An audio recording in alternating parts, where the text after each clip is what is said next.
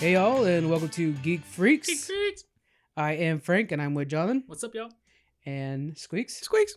This is a podcast where we talk about all things geek. Gotta start doing that more often. Nice. Did I tell you about that? No. Steve from iTunes told us we need to start doing an intro. Oh, I like it. There you go. Thank you, Steve.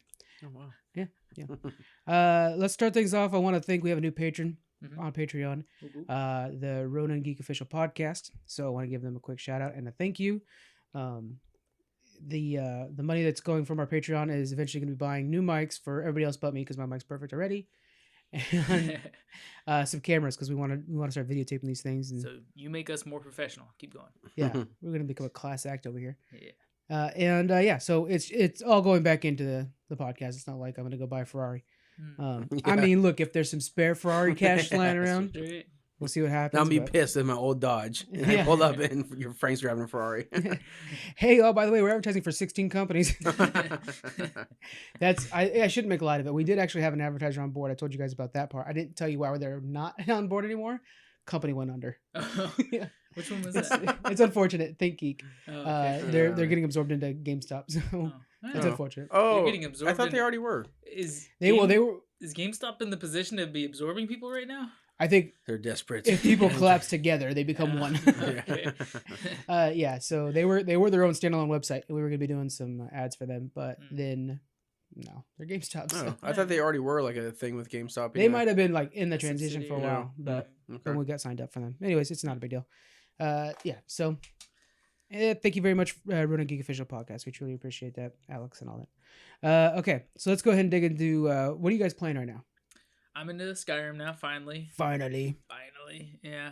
I stopped playing Minecraft and stopped That's mowing the tough. lawn. All this unnecessary. No, you don't need that. BS. Who needs dishes washed? Right? God, paper plates. Come on. paper plates. That's right. I mean, I have a recycle can for a reason. Just live on Hot Pockets. You're Yeah. good. They take it. I know they come with a little plate for you in a way. Yeah. A sleeve. It's a plate. So I'm loving it so far. It's pretty That's cool. awesome. Same exact feel as Oblivion, so I like that. That game, Oblivion is so good and is so I underrated. really just got to get used to the PC controls because I played Oblivion on the Xbox. and Yeah. It's I don't know. I want to get used to PC controls because I want to play more PC games. So it just We want you yeah. to too. take Yeah. some doing, but Join it's us. cool. I like it so far. There is a gentleman out there. I'll find his name because I'm gonna put it. Well, I'm gonna start putting like when we refer to trailers and pictures. I'm gonna start putting it on our website. I'll find this too. There's a mod out there this guy made where you can play Oblivion in the Skyrim engine and Mm. everything's sexy. That's Which cool. Oblivion to me is like I love that game so much. The Yeah. voice acting, everything is really really great. Yeah. Yeah. So let's check that out and find it and put it on our website. Nice. All right, Squeaks, what are you playing right now? You already know I'm all over the place. Yeah, you freaking are. I can't pin you down. Yeah. So besides WoW, because I do a little bit of that here and there, BioShock 1 remastered it, Yeah. and Max Payne 3. I never played Max Payne 3 Hmm. until now because of the Steam sale, and man, it's just dumb fun. How much is it in the Steam sale? I think I paid either $11.99 or $14.99, Okay. or maybe $9.99. It's pretty cheap. Yeah, I don't think it wasn't over 14 for sure because I'm looking for like 1400 games right now. Yeah. So So, Max Payne, you never played that, right, John? No. But you watched the movie and you're like, Oh yeah, I love worship the it. movie. It's such a good movie. He just keeps telling me tell- how much you love it. And I've never done it either, but What? You never seen the movie? I know, and I've told you that. Marky Mark. Seven, eight Mark times. Wahlberg, yeah, okay, Yeah. yeah. I told you that a few times, and every time that's the same reaction. Like, wait, what? I don't know. I mean, I'm sure the story is probably very weak, and the plot and everything. I don't know. It's probably terrible for like people who analyze movies and stuff like that. Yeah. But for just being like a dumb, like want to see a shooter Good old kinda, action movie, Yeah. yeah. Oh, it was cool, and it had like really good visual effects and stuff. It was cool. Pretty slick. I liked it. That's one thing, just on a whole another side note. Later on, so in this episode, we're going to be going over, we got a couple things I want to talk about news-wise, but then we're going to be talking about Spider-Man, full spoilers. I'm going to say that right now. Oh yeah. Full spoilers. Then we're going to go over Stranger Things. Mom's coming in and she's taking your seat because Nice. she saw it and you're Oh, behind. I'll bounce out. But after watching Stranger Things this season, I want Jim Hopper to be a freaking action hero. Like, I want him in his own movies. I'd like to see him as Indiana Jones. Well, he Ooh. wasn't he Hellboy?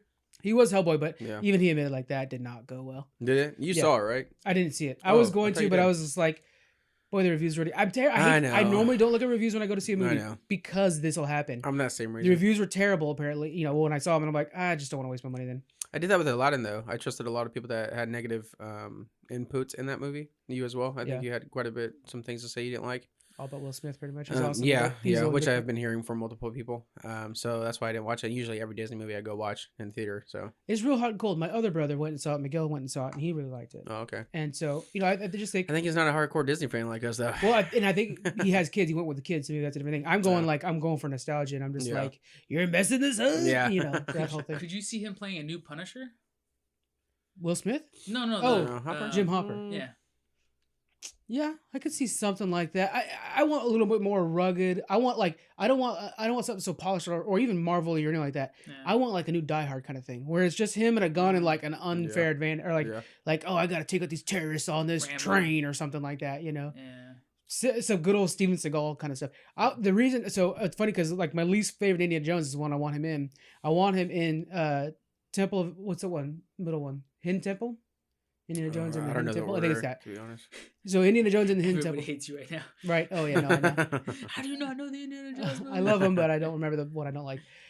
So yeah, in that one, he's got Short Round with him, and I would love to see Jim Hopper alongside Short Round. Hold on, that's the one you don't like. But what's your feelings on the Shia LaBeouf one? That doesn't exist. Okay. Yeah, don't worry about it. Okay. That's just not Let's canon. say your least favorite one. What No, about that no. one? No, that one just doesn't work. Yeah. Okay. But anyway, so I would just like to see like a little young kid, just like Dr. Jones. Yeah. something Yeah. like that. Yeah. Anyways, I could see an old Punisher though if they would like a future. He must be an old one, but right now Even play the actor that's playing Punisher right now, who's in playing this Punisher right now? movie is Sean from Yeah, Walking yeah, Dead. he's What's his killing real it. Is he name? still in Yeah. it? I don't know. He's just Shane from Walking 'Cause Dead. the- Yeah, I Shane from don't know. Walking He Dead. was in a TV He series, got canceled, right? Yeah. but they'll move him on to something else. He did a really good job. I'm of a it. huge fan of his acting. I loved him Yeah. ever since oh my god, my favorite freaking movie, Tanked or something like that with Yeah. you know which one I'm talking about? No. The one where But they're I'm in a agreeing with tank you. with a squad with Shia LaBeouf, him, Brad Pitt. Oh yeah, Fury. Fury. Oh my Oh, god, it's yeah. my all-time favorite movie. You're just Gosh. all about Shia LaBeouf right now. That's what I'm noticing. Dang, yeah, it is right now. You like that even Stevens, don't you? Oh well, yeah, of course. Nice. All right, so let's go ahead and get past that then. We want Jim Hopper on everything. That's Mhm. that's the main thing. All right, let's talk about Witcher coming to Netflix. Okay, so we have the new Witcher series. They released a bunch of new photos. You see all these new photos yet? Mhm. Okay, so we have Henry Cavill's playing Geralt, Freya Allen's playing Ciri, Enya Chalatra's playing Yennefer, Jodie May's playing Caletti. I haven't played this game yet, so please forgive me Yeah. for all the butchering I'm doing. Bjorn Henderson, also call that Iced. He's playing Iced. Is that correct? I'm like 20 minutes in the game. So Squigs, as our Just now, resident Witcher every- expert, Yeah, 20 minutes of expertise. and you've seen all these photos. What do you think of these photos? Do you think they did a pretty good job portraying the characters? I like him. I don't want to say it looks cheap or anything. It's just really the character and the outfit, so it's really nothing special and a cool scenery shot. Yeah. But Henry Cavill, man, that face is just fucking gorgeous for everything. Yeah. I was gonna say you can't go wrong with him. You can sell anything. God, just play anything. So many people dog on him as Superman, and it's like, okay, first What? off, He's He was so like one of the best chiseled for that. Supermans. Yeah. one thing. Okay, so I actually like Super. So I'm a fan of a lot of dumb things. Don't get me wrong. Okay, I'm really excited for Arrowverse and shit, but don't get me wrong. I understand that they're not great. I'm thirsty for DC stuff. Yeah. Anyway, so I say that because Ronan was literally just talking smack about the Arrowverse.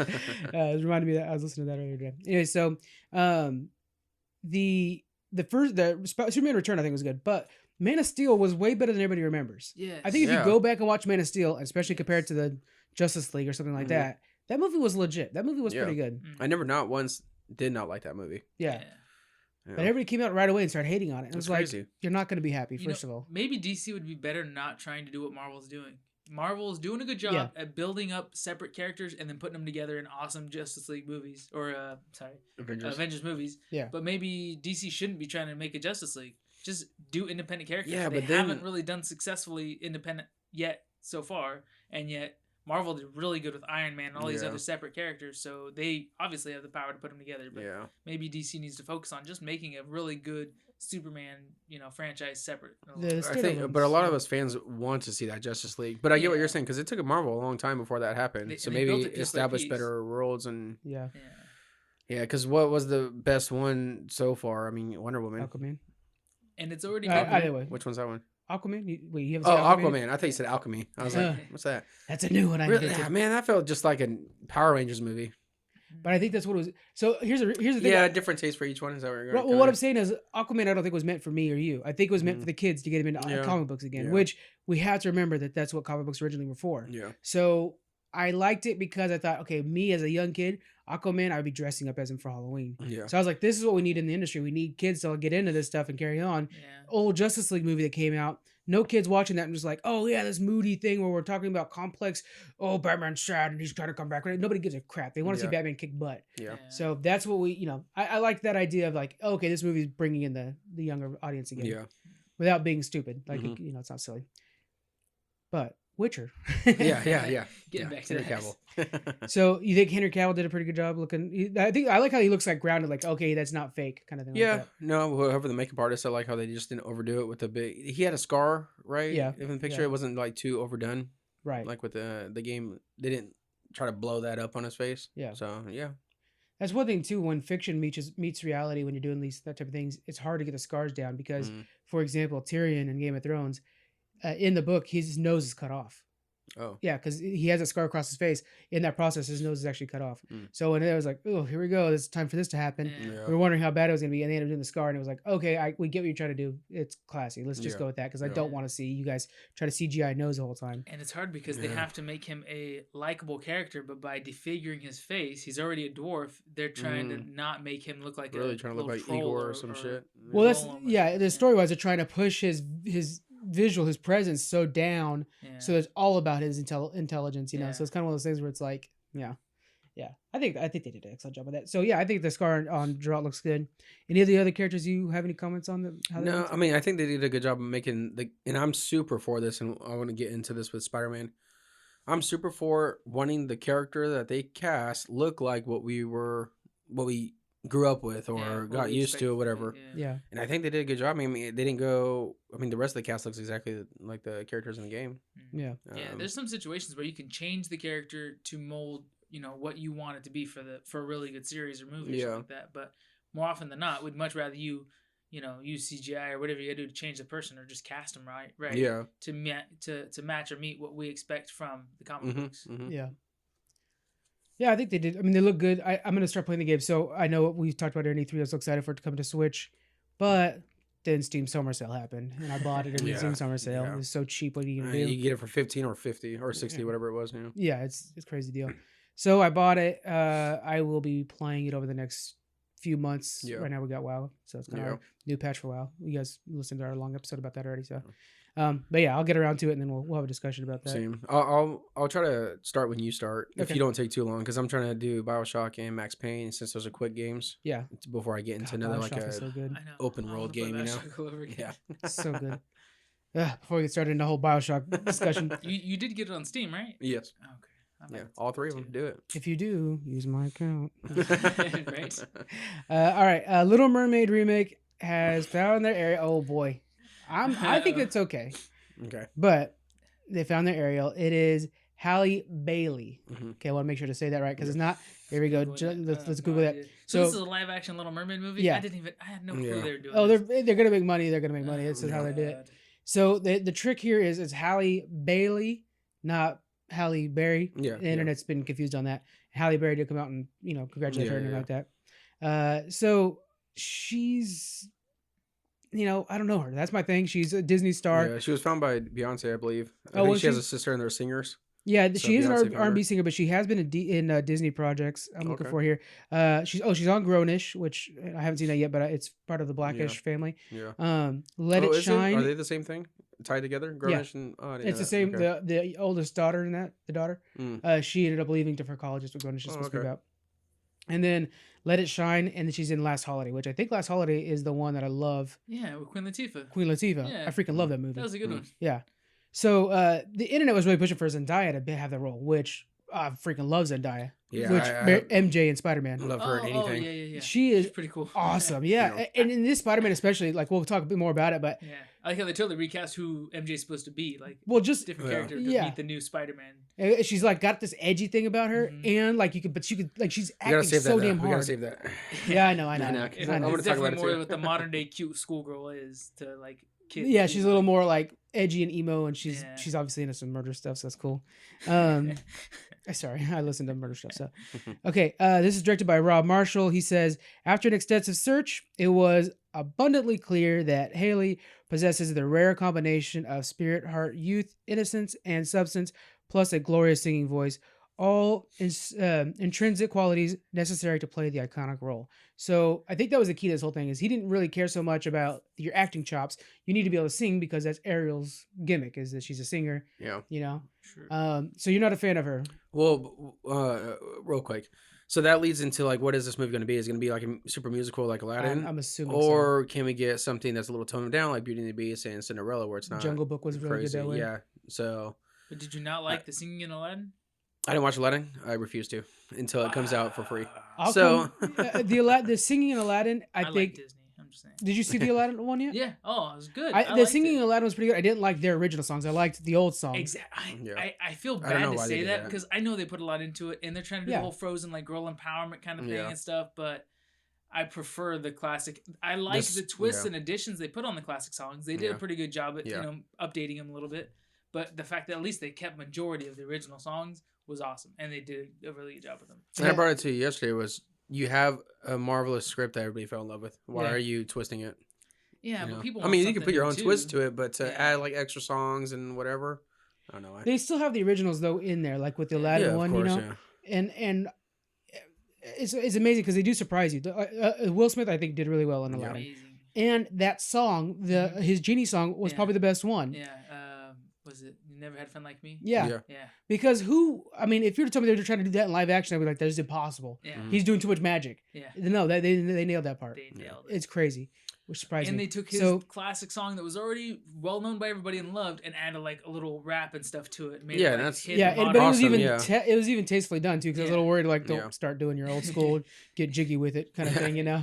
But anyway, But back to that. So that gets me thinking, like, is this going to be more in that route instead of like the Cinderella, Beauty and the Beast, Jungle Book? Right. But then we heard, if this is true, if you can confirm or not, Melissa McCarthy is going to be Ursula. Yeah. So that's Melissa McCarthy's going to be Ursula. Yeah. Aquafina's going to be Scuttle. I cannot wait. I love Aquafina and everything she does. And then we have Scott Tremblay as Flounder. I don't know who Scott Tremblay. He doesn't have any roles I've noticed before. He's seen like some small stuff. No. I said Scott, but Jacob Tremblay. But yeah, Aquafina is hilarious in everything she does. So she's gonna be Scuttle. My thing is with the character, and I brought up earlier, I just love seeing what we grew up with. So it's the iconic red hair, whatever. Not fucking say it real quick. Not what you think that or people are just being It's rude just what you grew asses up about with, it. though. Yeah. In that way without actually calling it out. But yeah, when I saw that, I was like, what the heck? This is not. I'm the down Ariel. for them changing the look because, there was a God. I can't remember her name. Brandy. Oh, I think I do remember her name. There was an old show, Brandy, and then they did a Cinderella with her in it, and it was a different race cast. Everybody was cast. Yeah. Jason Alexander was her dad, and Whoopi Goldberg was her mom. I didn't know what you're talking about. Yeah, and it was a whole and it was kind of like it was what was it called, like a blind casting or something like that, I think they call it. But then that's I don't also not mind from Disney though either. What's that? That's not from Disney, correct? I think that one was a Disney. Really? It was a small budget film though. I think. Yeah. But I don't mind them doing that. I mean, to me, it doesn't pull me away from it. But I just think the internet's too on edge right now because we've been getting a lot of these live action movies. So everybody's kind of like, these need to be, and it's hard because Little Mermaid's so iconic. So and there's a lot of heat out there. And then that's why I get a lot of people, if they view it the way I do, it's just we want to see what we got growing up with. Right. It's kind of like when X-Men first came out, would I love to see Wolverine in a yellow outfit? Hell yeah, I would. Exactly. So. That's a good way to put it. Because there are people out there who are going at this the wrong way. Yeah. And then there are people out there like, I wish you guys would have skewed closer to what I wanted to see. You know? I totally agree with you on that. But I want to give her a shot just because I don't know this actress, so she might be the future of something I want to see. Yeah. We'll see. You never know. One thing I'm excited about, so normally I don't care for a lot of music in these movies, but Lin-Manuel Miranda is co-writing the songs, the new songs, which he did Hamilton, and he's awesome. And why do you need to co-write them, though, if they're already written? To put a little new twist songs. They're going to be new songs in this? Just like there was Aladdin. There was new songs added. Oh, my God. You're already killing me with this now. Yeah. This is going to be a heavy musical. Yeah. Yeah. Okay. But Disney won your heart, 10, 15, 20 years ago with these songs. So that's what, they're going to, throw some new gold at you. Hopefully it sticks. Hopefully it buys. But did Jasmine throw gold at you? No. Yeah. Will Smith did. But I like that no, though. I keep bringing up Will Smith. True. But I'm already in love with Disney. I already love the original one. Yeah. What they really need to be marketing at is not us. our kids need to be falling in love with Disney all over again from these new movies. Yeah, and I wish that our kids would experience the way we seen it growing up, and it's kind of sad that we have to teach them that. Like, we have to teach them who Mickey Mouse is nowadays. Yeah. Yeah, like blows my mind, Yeah. But also Mickey Mouse is different. Like, they have a whole new version of Mickey Mouse that's still remarketing Mickey itself though. to the new kids. So it has to adapt. yeah. There's a reason there's a new zone in Star Wars in Disneyland, you know. Our experience won't be the same as their experience. So hopefully Disney's doing their best to capture them and that sounds terrible, but to market that's kind of true actually. So that they're taking all our money. The entertainment. Yeah, I'll be whipping out my DVDs from so a huge kid. Lin-Manuel Miranda is co-writing it, but the guy co-writing it with is Al Menken, who did the original music too. So I mean, it should have this similar tone with the upbeat, you know. Yeah. Lin-Manuel Miranda, so it's pretty amazing. Marshall, the one that's doing the directing here, the other 2 Disney films he did was Into the Woods, meh. Mary Poppins Returns. Oh my god, Mary Poppins Returns, yes. Into the Woods, trash. Really? I hate Into the Woods. Now those are both heavy musicals too. Yes, right? they. Okay. Well, Mary Poppins, yeah, it is. Obviously, yeah. Yeah, it's all about musicals. I think I just enjoyed it more where. Yeah, but I don't remember. Correct me if I'm wrong. Have you seen it, Mary Poppins Returns? No. You should. Have you? Okay. No. Oh man, it's super good. It's like just going through a ride. It's a really good movie. Yeah. But they did have a lot of old songs. Oh no, there were some new songs. Yeah. Man, I just like that one better than shoot. Well, it's the same director, so it'll probably have the same feel. Okay. That's the main thing. One question. I'm pretty sure I'm right, but Gargoyles was a Disney show, right? Oh yeah, but that thing's got its finger in so many different pies, man. A lot of people want it back. You know, I've told you this before on this podcast, but you know who's trying to bring it back? Jordan Peele. Oh, do it! Oh yeah, do it! Yeah. Could you imagine? Oh my god! Is there a GoFundMe? Like, let me know. Yeah, it'd be the quickest time. Bring it back. It It's doesn't so need to cool. be live action. Make it animated. That's totally fine. That's awesome. Yeah. Do it like CGI nowadays. With the I would say say movies are coming I'd out. counter that with like what they're doing Castlevania on Netflix. Like do it almost more anime-ish, or like Avatar, Last Airbender, you know? Yeah. Something like that. Oh, So that'd be so good. yeah. The storyline of that thing's insane. I'll get into Pops if they start making like a new version Oh of it. shit! You hear that? Pops. I'm gonna hold you to that. I know. Just if that happens. It's whatever it takes to help support them starting a new Gargoyles. I'll do that. We went to a Star Trek convention and they because a lot of Next Gen does the cast for Gargoyles. So it's cool when you went up there, you could like get one of their pictures to have them sign, and there would be like Jonathan Frakes next to Xanatos. You know, it was like, oh man, this is all cool. Every one of these is cool. That's funny. All right, so let's transition out of the news. We'll get some more news next week, but for now, we'll just finish up with that. And we'll get into some Spider-Man. Spider-Man does whatever a spider can. Spins a web any size. Catches thieves just like flies. Look out. Here comes the Spider-Man. Is he strong? I was kind of like hesitant because I was surprised it came out so soon after Endgame. I was like, I think on purpose too. Yeah, I thought there'd be like a few months, like maybe 6-month gap between another big Marvel release, but this was like right on the tail of it. Like, did they not put any time or effort into it? But it was surprisingly good. I really liked it. Yeah, I really liked it. Not as much as I think as other people have, because I've watched it twice now, so I saw a lot of plot holes the second time. Worries me. Yeah, I'll go over them all, but I do think the reason it came out so fast after Endgame. Before we go any farther, full spoilers again. Just want to say that one more time. Spoiler. Yep. So I think the reason it came off of Endgame so fast is because it was really meant to be a transition. Yeah. This is so post Iron Man. Yeah, and they really played on that a lot. Yeah. The whole story was about like, oh, we're sad we miss Iron Man and the other people we lost and stuff like that. But. Well, and I think it was on purpose the way they shot everything. They had murals of Iron Man up everywhere. Yeah. Even when we first see him, like Peter Parker in class, behind him is a bunch of Iron Man posters. So Iron Man's always watching down on him, always looking on him. Yeah. And so everything he's doing is being judged compared to Iron Man, or always being judged by Iron Man. And the city's in that mode of just mourning Iron Man. The world, even when they're in Europe, everywhere has murals of Tony Stark or Iron Man everywhere. Yeah. So it's kind of like he can't escape it. He keeps saying, I just want to go on vacation with my friends, because he wants to forget about space and all this stuff for a little bit. And so that's, I think, the overarching story is what... It's not just Tony or just Peter Parker that's dealing with this. It's also us as viewers. Is we really just kind of want to have a fun romp after such a heavy tumble Avengers, you know? And so this was supposed to be kind of our, this is what the future of Marvel's going to be, is where we're transitioning into these new stories. Settling back down a little bit. Yeah. Okay, so what was your overall thoughts of this? How'd you think it was? I think I thought of it actually a little bit better than you did. Yeah. But not perfect. Okay, so let's go ahead and go over real quick, let's Yeah. break this down into plot, acting, directing. We'll kind of break it down into what makes the film. Okay. Okay. Is there anything you wanted to get in there real quick before? No, well, I'm ready Okay. to talk about whatever. So let's talk about the plot. Okay, so this story and everything like that. This is probably my biggest gripe with this one. Mm-hmm. When I did my spoiler-free review, I talked about it a lot. Is the idea is that Peter Parker and everybody, half the school has come back from what they call the blip, and instead of the snap or the snapshot, and they come back and they're trying to adjust like that. They make them restart the school. But the kids in the science club are going to go to Europe in the most amazing vacation. I mean, I don't know what kind of field trips they're going on, but School has money. Apparently, right? And Well, so to start with, they were like in the most ghetto apartments they could find or whatever, right? Like it was like super Yeah, low budget. true. well, yeah, Until Stark got involved. I would still go on that trip Shield, though. yeah. So the idea is that they're going to go to Europe, and then while in Europe, there is just a quick rundown of everything.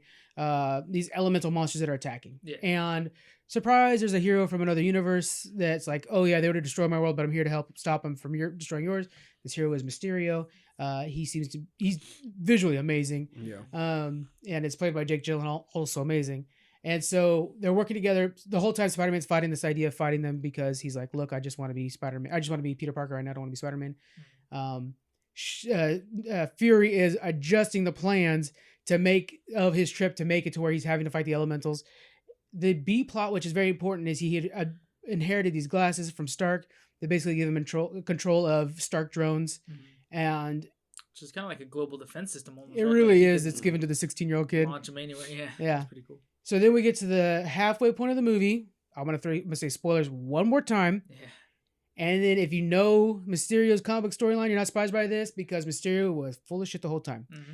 And this is all a ploy to make to get the glasses from Spider-Man because he feels like Tony Stark messed up and giving it to Stark or to Spider-Man. It almost sounds like he would have been fine with him going to the military. It sounds like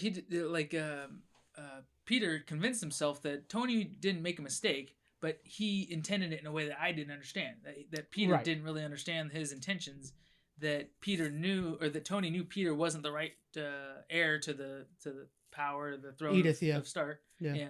But that he was giving him the authority to pass it down to who he saw to be the good, the right person to take his place. Right. Yeah. So yeah, but Mysterio though thinks that it should belong to him or to. That was one thing I thought was interesting. Is he's like he didn't give it to, whoever, or he gave it to a kid instead of us or the military. Yeah. So I thought that was kind of interesting. But anyways, so then Mysterio now has it, and he is using special effects basically to make it look like he's constantly fighting. His idea is to replace Iron Man and become now the biggest hero on Earth. Things go awry. Obviously, they find out that this is on Illusion Spider-Man and MJ, and go to fight off Mysterio. Bada boom, bada bing. One thing I didn't really think about until you were mentioning this is he can create all the illusions he wants and make people think he is a god, and that's great until somebody else attacks and they call, "Hey, Mysterio, we need you to stop." Well, the way those drones were putting out damage, though, right? Yes. So he just has control of those thousands of drones. So that's one of my biggest plot holes. It drives me freaking nuts the second time I watched it. When he's first fighting in Venice, so what we find out is even when you're seeing Mysterio fight, it's actually not Mysterio, it's a projection of Mysterio. Yeah. He's only actually Jake Gyllenhaal when he's like walking and talking. Well, he never flies. He doesn't fly. He doesn't have any of those abilities. All that's fake. Yeah. Which I like that about it. It's like, this whole time. So his illusions are so good. Even sitting side by side with him, you can't tell. No, yeah. It's only when you actually are sitting with him somewhere, it's him. But otherwise, it's not. Except for when he flew on the ceiling, when he saw Peter Parker sitting on the roof, remember? And he flew up to him like, hell yeah. That was all illusion. So his face was illusion too. I don't think he's ever flown. I don't think he's ever left. His feet have never left the ground. We know that he can do faces because he's the one that invented Barf, which is the technology that Tony uses to like deal with his parents' loss, where he like recreates his parents. So we know that he can do faces like that. Yeah. At the time, he couldn't nail Tony's face. It was pretty rough, but that's what it looks like. So even then must have been him. Otherwise, it's a plot hole. My big thing is like when we're seeing him fight in Venice, we're seeing Peter Parker get soaking wet from one of the hits from the water elemental. Mm-hmm. What drone packs a bunch of water to sprays water on him? How did that happen? Because the premise is that like say an elemental swings and hits a building. What's actually happening is inside the projection, the drones are using sonic rays. Yeah. They have like a sonic boom. They have fire. I saw them do fire spray, and they have guns. Yeah. So they'll do like a sonic boom to knock it down, but it looks like the elemental did that. Yeah. Yeah. And so the fire one makes sense because they have fire spraying, but I couldn't figure out what one. Sonic boom at the water. Yeah, I was gonna ground. say one. Yeah, I thought you just answered it yourself. Make then, a no? splash. I don't know. All right, I'll go with that. if they have those, Yeah. if they have those 3 abilities, who's to say they couldn't just soak up and spray water? I want to. Okay, then I want to see one drone that's like holding a big thing of like a big 5-gallon bucket full of water. Like, guys, don't shake me. Like, it's just something. Yeah. It's just there's a few things where I was just like, really, the drones are able to do that too. Yeah. And then there's a part where like he's fighting the fire elemental in the carnival, and they're like, oh, don't hit any metal on it. So you're like, okay, so he's gonna have metal for him to soak up, so the projection will. Yeah. And then he backs up at his scaffolding. The scaffolding hits his back, and then he soaks it. So I'm like, okay, were the drones there weeks beforehand, slowly setting up scaffolding so it looks natural, and then nobody would question the scaffolding that's just a projection the whole They time? just choose that setting based on what was in there. Okay, but then the scaffolding Carnival. fell. Did it just like fall through the elemental? No, it landed on the elemental. Yeah. And then they had the projection soak it up and become bigger. So the scaffolding must have been projecting itself. Otherwise, it would have I see fallen what you're through. saying. Okay. Little things like they that. could have been melting it down or something like that, but you're right. Well, yeah, a lot of things could be projections, though. I mean, when Tony was, But it just takes so much prep time. That's the thing, is like there has to have been drones he out there does, making though. the scaffolding there. He prepped so much. The whole scene where Peter was lost in that warehouse was just like mind blowing. How much was just that's classic Mysterio. pre-planned in that. Yeah. It's like Yeah. okay, I'm thinking back to like Black Mirror, but it's like how far prior to this did he step into the illusion? You don't know. You Yeah, start to same. get As soon lost. as when he was turned into when Nick Fury was fake the whole time when he picked him up at the airport. Where did he pick him up at? Wherever he was wanting to meet Nick Fury Right. at. Yeah. I forgot where. But even that thing was whole staged. Mhm. So where you Yeah. thought it was Nick Fury the whole time, and the Yeah. Nick Fury that got Drones could have shot. been just flying next to Then the next car thing you know, the for- Nick Fury that got shot Mysterio, which was not even a real Nick Fury. Yeah. Maybe it's less plot holy. I just felt like it was a bunch of plot holes and it messed everything up. Mm. Personally. Yeah. And when the second time I'm watching, I'm sitting there thinking like, yeah, but that wouldn't happen. Yeah, that wouldn't happen either. Mhm. Because like, how is a drone seriously doing that? Yeah. But I guess it's kind of just, you just, It's the complicated. drone can do it. Yeah. It's just, okay, yeah, the drone can do it. Don't worry about it. Yeah. So I guess that's okay. That's fair. Okay, so then the reveal that Mysterio has been fooling Spider-Man this whole time. Did you guys think that was a pretty good reveal the way he played that out? What do you mean? Like, okay, so we had this. When he walks out of the bar and he talks to Well, his so house. this is what I'm saying. So this whole time, halfway through the movie, we're watching this elemental fight and everything like that, and it feels like, oh man, they got the fire elemental. Like this fire elemental, this is the thing. Mhm. Then they beat it, and it was like, all right, let's have a drink. And you're like, oh well, this movie's only been an hour long, so that's weird. Yeah. Like it's kind of a weird feeling. Like this movie's done then, or like I don't think they paced it out really It well. was a transition in the movie. But it was such a hard transition because you're like, okay, if I'm not paying attention to my watch, like this movie's too short right now because okay, you could literally end it there and it'd be a complete Marvel movie. Well, But the movie But just then was Mysterio longer. would be a good person then the whole time if you Yeah. cut it off. Right, but So I think they did a good job on just okay, let's get rid of these elementals to prove to you that he's good. Then you find out okay, now we're starting Mysterio's villainy or whatever. And Peter was still in an like emotional like toil, like he was lost still, so he needed that comforting. So I thought from our perspective, what we were supposed to hope if we didn't know Mysterio was a bad guy, was that together they would go and he would bond in a way that would make him like a new Tony Stark, right, his new mentor. he gives off that like cool uncle, like yeah. like oh, he's my new stepdad type of thing like that. Yeah, So I think that's what Yeah. we were supposed to expect, and then the reveal that oh no, he's a bad guy, and he just handed off this super powerful weapon to a villain who was double crossing me the whole time. Yeah, I and then we just- start his path of being evil. Yeah. Yeah, You I think just it felt- wasn't subtle enough? it wasn't. No, I think there's a lot of cool ways that they could do it. I want to get your guys' opinion if there's a better way to do that reveal. Yeah, I don't like the speech he gave with his comrades afterwards. I Yeah, think it that was a felt little very cheap. hamstring. Yeah, exactly. It's- Yeah. Yeah. Really, the one after he got the When he glasses. stands Yeah, on it was the like, bar, oh, excuse yeah. me, let's explain what's going on in the movie now. Yeah. You know? It was True. like for the audience and the few Yeah. people in front of me. Right. Let's go over what's I kind of happening. liked how all the characters though felt mistreated from the Stark Industries though. I I like did that like, part. yeah, they gave a few backstories in there that, Yeah. that tied him in deeper. So that was kind of nice. Even that though, because okay, so in the comic books, he's actually a special effects artist for Yeah. Hollywood. Mm. After we already had Michael Keaton be became a villain because of Tony Stark. Mhm. For the next villain to become a villain because of Tony Stark, it was kind of like, we're okay, just- we're yeah. a little bit too much Iron Man, maybe. And I love Iron Man. Don't get me Yeah. wrong. The most emotional scene in this movie was Iron Man homage. But So that kind of goes to show you, like, if you're given power or if you're born into power, then you have it naturally. But if you go and take power from the world, then it's, has more resistance against you. Like, he went and created Yeah. his own technology and created his own dominance and took control of the situation. But because of that, all these people he had to step on to get to it, they're against him now, or it caused a lot of shockwaves in his world. Yeah, they are showing how Tony Stark made a difference on pretty much almost everyone though. Yeah. Which I get what Inspired. you're saying though. Like how big are you actually going to go with this Tony Stark Industries, people's job? Yeah. I do like it should be done. So we need to forget him for a little bit so we can get Ironheart or something like that. Like we gotta have no Iron Man for a little bit so we can get another Iron Man. I don't like as much how Spider-Man's suit is high tech. I like when it was just low tech and it was just he figured out the web slinger thing and that was it. Then he's his Spidey abilities and he's just out crime fighting. But I do like how since they're trying to tie him back into Tony more, how he was able to like show off his geek science brain or whatever with printing out his own suit and stuff like that. Like if now that Tony's dead and he's supposed to be taking a spot, it is kind of cool that he uses his technology the same way, but I would still like Spider-Man to be more of a low-tech hero. Yeah, I think you'll never see that though, because just from comic books of how much he takes over the Stark Industries, he's like the Iron Spider. You know? Yeah, in the comic books, he's the actual funding behind them after Iron Man. Oh, really? Yeah, he is, because you got to remember he invented the webs. Yeah, that's true. Now, okay, go ahead. No, go ahead. Okay, because I was gonna say because we were talking about his spider. You said something about his spider ability or something like that with the sense or something. Peter Tingle. Yeah, Peter Tingle. Now, so he's gaining that. So how much more? Because correct me if I'm wrong. In the comics, he was developing the abilities of slinging webs without the shooters. That's amazing. Spider-Man. I want to say that's the other Spider-Man story. Are we gonna get maybe this transformation with this? He didn't gain Peter Tingle. He had Peter Tingle before and lost it. Then got it back. Yeah. So when in Infinity War, when you see his hair raise up on his arm, that's Peter Tingle. Yeah. That's Spider Sense. Yeah. And so he just lost it for a bit, and then he gained it back. So it wasn't like it was something he earned all new. I would just like to see him do the transition of that, though. I don't know, just because I want to see some old school stuff. I guess I don't know.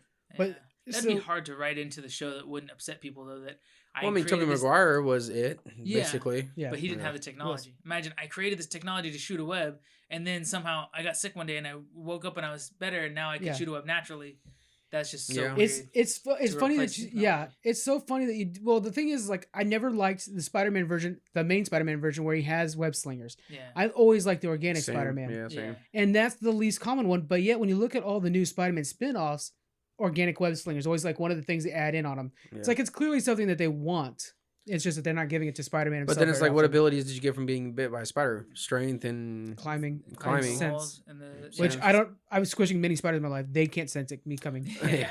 I'm just saying now I feel like you're just dumbing down of the actual abilities you got from the spider, which obviously are amazing anyway, but still, I don't know. But to me, the defining line is if you're going to go Tobey Maguire style, where he is not high tech at all. He's just some idiot with a camera or whatever. Yeah, but Spider-Man's always been super smart, though, so it doesn't matter which one. Do you want to go the Tony Stark route, where he's super high tech, and he's going to be leading Marvel afterwards? Yeah, the Andrew Garfield version was like smart and made his own web slingers and stuff like that, and that was the least popular version of Spider-Man. Yeah. So back to this Mysterio, just real quick on this. The way I wanted it to go, personally, just we'll move on to the next thing. I wanted it to be where, so they had the first meeting with Mysterio. Mysterio leaves, and then right away Nick Fury looks at him and says, like, "Don't trust that son of a bitch. He's wrong." I want it the whole time where Nick Fury is telling him, and Kobe is saying, like, "Don't listen to him. Something's up with this. We don't trust him." Yeah. And in that way, the whole time Spider-Man's going, and you have Nick Fury who's always hard on him and saying, like, "Do not trust Mysterio." And Mysterio's like, "I know, man, being a hero is hard," and stuff like that. So then Spider-Man's like, "I gotta trust the guy who I relate to, and not this guy who's a jerk to me all the time." And then at the end, you know what I just realized it makes it so much better in the end is Nick Fury didn't mistrust him. He didn't fail to see the bad person that Mysterio was, right? He didn't fail to see through who he is because it wasn't him the whole time. Yeah. So Nick Fury would have, we could assume, would have noticed that this guy was up to something. He was a bad guy because it was actually the Kree or the Scrolls. The Scrolls the whole time. It was I can't remember his name. I had it down a second ago. Very end reveal. Tallow. Woo, boy, that was gonna bug me. But yeah. So we'll get so let's go to the next big part plot. I wanted to make sure to mention. You had alluded to it before. We see, we're full on Mysterio's evil, and we see Mysterio's ultimate powers where he makes you believe you're in an illusion. They filmed it perfectly. We'll talk about that later on in filming. But that's Spider-Man's lowest point in the storyline, right? And then we have the part where Happy comes out and saves him. Mhm. First off, I love how like happy and go lucky Netherlands is. It was just really good. Like everybody in Netherlands is nice. Like, oh, let me Yeah. shut the jail cell again. That's Yeah. funny. And then we have that scene where Peter's making his own suit and Happy puts on AC/DC. Yeah. I- He said like, "Oh, I love Led Zeppelin." Yeah, that was really funny. Yeah, Back in Black, but I love Led Zeppelin. The first time I didn't catch that, and then the second, yeah. So what did you guys think of that transition into? Was that like a good sign of like this is the new times now? Yeah, I think it was Like a love of the old a stuff. good way to tie them in together. Tony's gone, but that doesn't mean that that we have to lose him altogether and Yeah. like that. Like this is a new era and stuff. It was a cool way to kind of to note that we're gonna keep the same rhythm or vibe going with the new character or whatever. I don't know. It was cool. I liked it. And that connection for sure when Happy saw Peter Parker doing his smartness, That whatever on arm that thing thing. especially was like that's Yeah. straight out of Iron Man 1. Yeah. Spinning the little 3D diagram when he's Yeah. done messing with it and stuff like that. That's exactly what Tony would do. Yeah, and it's like a super sentimental part where Happy was like, okay, I have someone now that always feels like Tony Stark is with me in a Yeah. way. Yeah. And he knows that's what Tony wanted. This Yeah. is the generation Tony Yeah. wanted to hand Yeah. it to. Yeah. That's cool. The one thing he didn't doubt was giving it to you. So that was Yeah. cool. Happy, by the way, how freaking awesome is Jon Favreau? Oh, yeah. Right? And Happy is so freaking cool. He doesn't need to be an actor. No. He has more than enough money. Just John doing Favreau, it. I know you're a big fan of the podcast. Please come on over. I'll make tacos.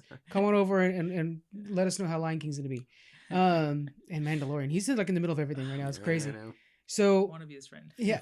So for going on to the future, do you think Happy will be like his Alfred for Batman? Oh, that I would would be really hope so. cool. Keep him around like that. Yeah. Yeah. Why Well, he not? was around during Tony Stark era He was, with the but other agent, whatever. the thing with the Tony Stark era is he was like meant to rein in Tony because Tony was too big. Yeah. But with Spider-Man, he's kind of like always bringing that thing that's just gonna give him over the edge, like with that Yeah. new suit and He stuff. was Yeah. for Tony. He was always just a bodyguard and a guy like around for Yeah. him to when he needs him. But now with Peter, he brings the Tony like this is how Tony would have done it and hand him off to something that he Yeah. doesn't remember, doesn't know because he was around Tony. So he has a lot of his influence that he could pass down to Peter.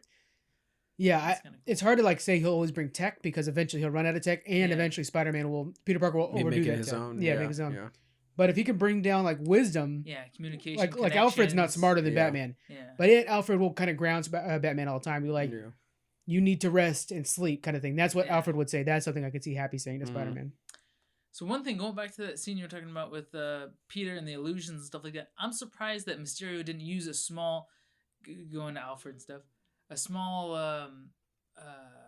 like a drug that makes you like susceptible to Scarecrow style? Is that, I was Yeah. gonna say, is that too much I Scarecrow? thought that would have been so cool though. It's just like a little mist of something, just like Scarecrow does. But then you just like easily slip into this dream state where his illusions are easily absorbed and more effective, something like that. I thought that would. Yeah, but I feel like that first Cool. scene with Mysterio and his illusions were pretty dead on. Yeah, Yeah. The whole knocking him, I don't know, fighting him, punching him with the big hand, his big that hand is stuff. out of the comic books. That hitting him with a big Yeah. hand thing is straight up out of the comic books. Yeah. But it makes you feel like, okay, so Peter is blind and everything that he just sees, he reacts to. So it makes it seem weak that he just completely Yeah. trusts sight when he has the Spidey senses and stuff. Like At that But, time, he doesn't. yeah, they were He has to pretty get weak. them back. That's the whole point. That's Yeah. Mysterio's big thing is you fight the Mysterio with Spidey sense, not with visuals, because it's all tricks. Hmm. That's like every villain's got a thing. That's his Yeah. things. You got to go Spidey sense Yeah. on him. uh, That's why Mysterio's so cool. Hmm. Okay, so then we get to let's see how this whole thing wraps up. We had that big battle in London. yeah, over the bridge. Yeah, the big MacGuffin on this thing is that everything's being controlled with drones, and then we see that Spider-Man takes out the drones, and it goes away, right? And I love this. Jake Gyllenhaal says, or Mysterio says, "I got this. We'll go to the contingency plan," and then we'll start talking about post-credit scenes because I want to get into those, right? Yeah. So we get our first post-credit scene, which is insane, and the post-credit scene is the best part of this movie. We see that the contingency plan Yeah.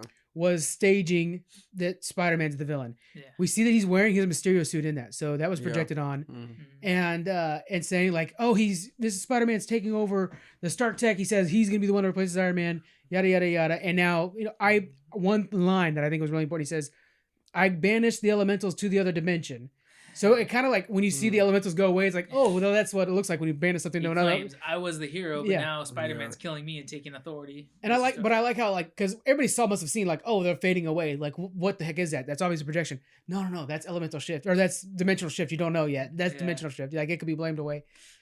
So So then we see that we got J. Jonah Jameson's back, guys. I'm so excited for Oh that. my god, yeah. With J.K. Simmons is playing J. Jonah Jameson. Like you remember in the old ones, he's the guy that runs a newspaper. Yeah. Well, now he's got his That's own so Alex funny. Jones-esque web show. That's so funny.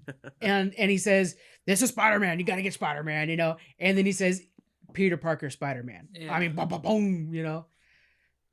Going forward, what do you guys? I mean, what does this set up for the future? What do you Sinister guys? Six.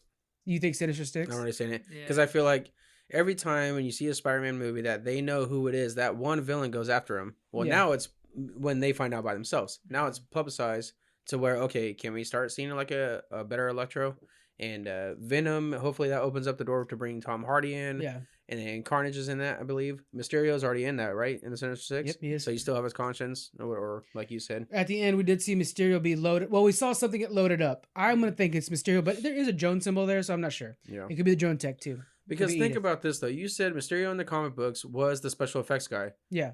He wasn't shit in the movie, to be honest. It was his team. But Yeah. that one guy behind the computer scene made it all happen. Right. Thinking the actor's name. The Mysterio in the movie wasn't really anything but an Yeah, actor. Joel, yeah. So now, Jake Gyllenhaal, yeah. So now I think that guy in the computer is going to be the real Mysterio Yeah. for the future. Mm. So that'd be neat to see all these villains at once. Do I think it's happening? No, because I don't know. It has been I would love rumored to for a see long something big. time. Yeah. I'd like to see something big like that. Where can we fall in love with some villains? Like shoot, Well, and what's really cool like, about can they win once? yeah. Yeah, Well, I don't know, win, but yeah. It'd be like an Empire Strikes Back, where we got you Yeah. on this one. Now next movie, Yeah, it's you the lose. return. Yeah, You build back. One thing I really like though We is just saw that with the Snapchat though. The That's a good villain point. won. we did just get The- that with Endgame Infinity War. Oh yeah. Half True, everybody true, died. true. It was pretty Yeah. good. One thing I did like though in that final scene, because this whole thing was all done in Europe, and so it just didn't feel Spider-Man to me. So like that's my biggest complaint about this whole movie is it just didn't feel like a Spider-Man. And I think that's wanna what get we're to that, getting set too. up.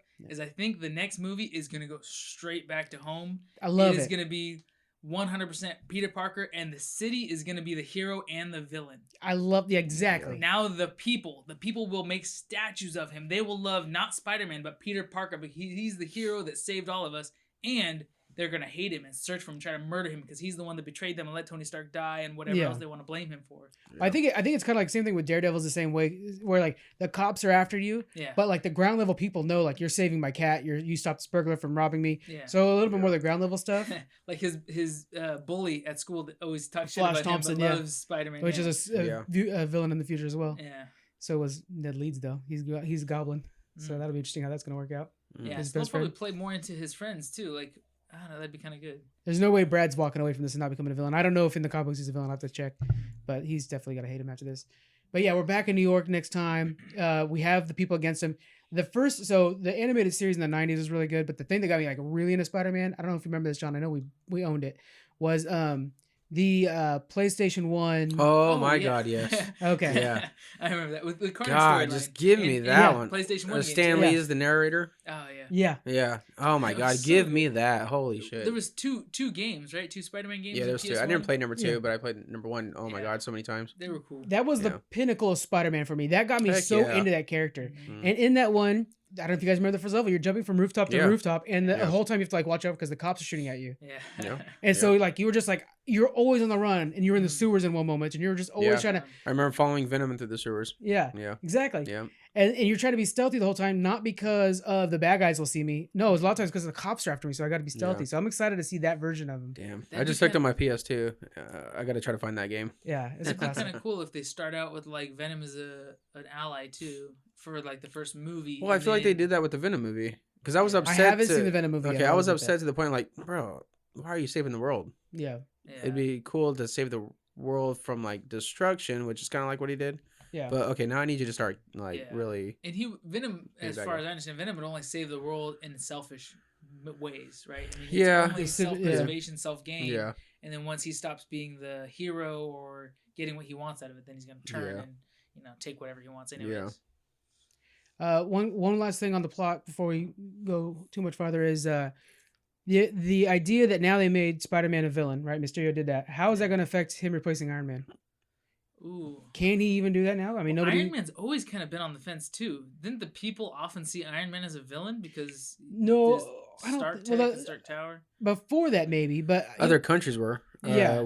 Like the first country they were in. Was it in the Middle East or something like that? Yeah. Oh no, that one. Yeah. Yeah. Didn't they view him as? Well, the thing too, because before that he sold weapons. That was the hard part. That was always been kind of in the shadow. Yeah. But I think the whole point of Iron Man 1, like the big surprise, was the fact that he says, "I am Iron Man." There's no hiding behind this. Yeah. I am Iron Man. So he embraced it, and that made him kind of the symbol, the hero, because it was Tony Stark is Iron Man. He's the hero. Spider-Man's this guy who now they had the next guy who's gonna be Mysterio's gonna be our hero, and then he was just killed by Spider-Man trying to take that role. You know what I'm saying? So it's almost like he can't be Iron Man because he's being blamed for trying to be Iron Man. So now he's really messed up. Well, maybe they're going to break the wheel, and you know what? There is no such thing as an Iron Man anymore. I am Spider-Man. I'm not going to save the world, but I'm going to fight as much as I can to save my neighborhood. I want to go with you on that one. Yeah. Like you're Iron Spider-Man, but you're not trying to be Iron Man, and then just have no Call me when you really need me kind of thing like that. Yeah. Which is what they do in the comics. I'm not here for space monsters and stuff like that. I'm going to catch the purse snatchers and stuff like that. Like, I'm the friendly neighborhood Spider-Man. I'm just going to do what I can. That's a perfect way to do it, too, because then we have Ant-Man doing his San Francisco thing. We have everybody kind of in their own little corners. Yeah. And then, we'll get together for an Avenger movie every 5 years, something like that. Yeah. That's cool. All right, let's move on to the next part, acting and characters and all that. So we got a good cast here. I only have one complaint on all of them, but Tom Holland as Spider-Man, is it any better? No, I think he's been doing really good. I was scared of the first one, but I love the way he talks. I love the way he stutters. I love everything about this Spider-Man. Yeah, it's really good. It's a totally different vibe from what we got with what was his name, the older one? Andrew Garfield. Tobey Maguire. Oh yeah, way different from him, but so much better. I liked the Tobey Maguire back then, but now that we get used to this guy, it's like, no, this is how it should have been. This is more of a kid in high school. This is what he was written in the comic books to be. Not a young, grown adult, but a high kid school film, yeah. So this is cool. But I'm ready for him to go to high school, and that's one thing I talked to you, I think, before about. Okay, cool. Yeah. He went to high school. Can we move on with life? And I want to see like the animated series where he wasn't really going to school and stuff anymore. Yeah, but I think most of the comic books he's not in high school. Yeah, so I think we'll get to that. Jake Gyllenhaal is Quentin as Mysterio. What do you guys think? He's amazing and everything, right? So, pretty much everything. I really wanted him to be Batman, but now we got Tim Edward. Oh God, yeah, that'd been crazy. Yeah, I thought he was good. His acting was really good. I was surprised. One thing I like about Jake Gyllenhaal is he does such a good job of being like, he would have been amazing. He does such a good job of being like that nice guy. There's a moment where he's like, when he's like, oh yeah, we'll tell Quentin, and he says, I'm Mysterio, and he kind of gives him just that small smile where you're like, it's serious for everyone in the room except for the Tom Holland knows it, like, oh no, he's fucking with me. Okay, cool. And then when we see him transition into like actual Mysterio, like then he's maniacal almost. Yeah. So he's got a really cool way of. He's got a lot of big range. So that's pretty cool. Samuel Jackson as Fury is always good. No complaints there. Marissa Tomei, I love Marissa Tomei. I'm having a hard time buying the Aunt May so young. Yeah, but then we got Peter Parker so young, so that's the only thing. That's how they went with it. Yeah, I mean, the mom could have been an older sister or whatever. Like it's. They really could have done that. Yeah. I'm just going in order here, not by. But that's what we grew up on. See, that's what I'm talking about. Like, it's hard. You're right. You're exactly right. And I kind of like that funny little relationship with her and Happy. Yeah, I know that is fun. That's next on my list. That's another dynamic. It's funny. How did you guys like Jon Favreau as Happy? I mean, he's been great for. I just want him for everything. I think he's perfect doing these little roles too, though. Yeah, like don't be a star in anything since you're already making these amazing things. Just be the comic relief kind of on the side. I like how he runs out of the ship and goes to get the kids and like, oh yeah, we got to get you guys on the ship, and then it blows up. And he's like, oh wait, no, we're going somewhere else. Which is nice because it kind of deflates the moments when you need it to. Yeah. There's one moment where they did that too, where they're fighting in the carnival, and it's like all high stakes, and then he lands on a carousel, and then the audio changes to where you hear the carousel sound more than anything else. Yeah. And it's just like, and then it goes off to more mayhem. Yeah. So it's just kind of like cuts things down for a little bit. Wait, we shouldn't be enjoying this so much. Zendaya as MJ. All right. I like her. I freaking love her. She's amazing. Because to me, she's like, so MJ from the older movies was kind of like what we used to expect back in the day. Yeah. Yeah. And this new MJ is just, it's our world's totally shifted. Our social media is shifted. What the standards of beauty and all that stuff, it's all changed in our new world. Just it's more about her person. Like I love her shirts. They're all like the women vote shirts. Like I was like, oh man, she's much more I want to hang out with friendly. You.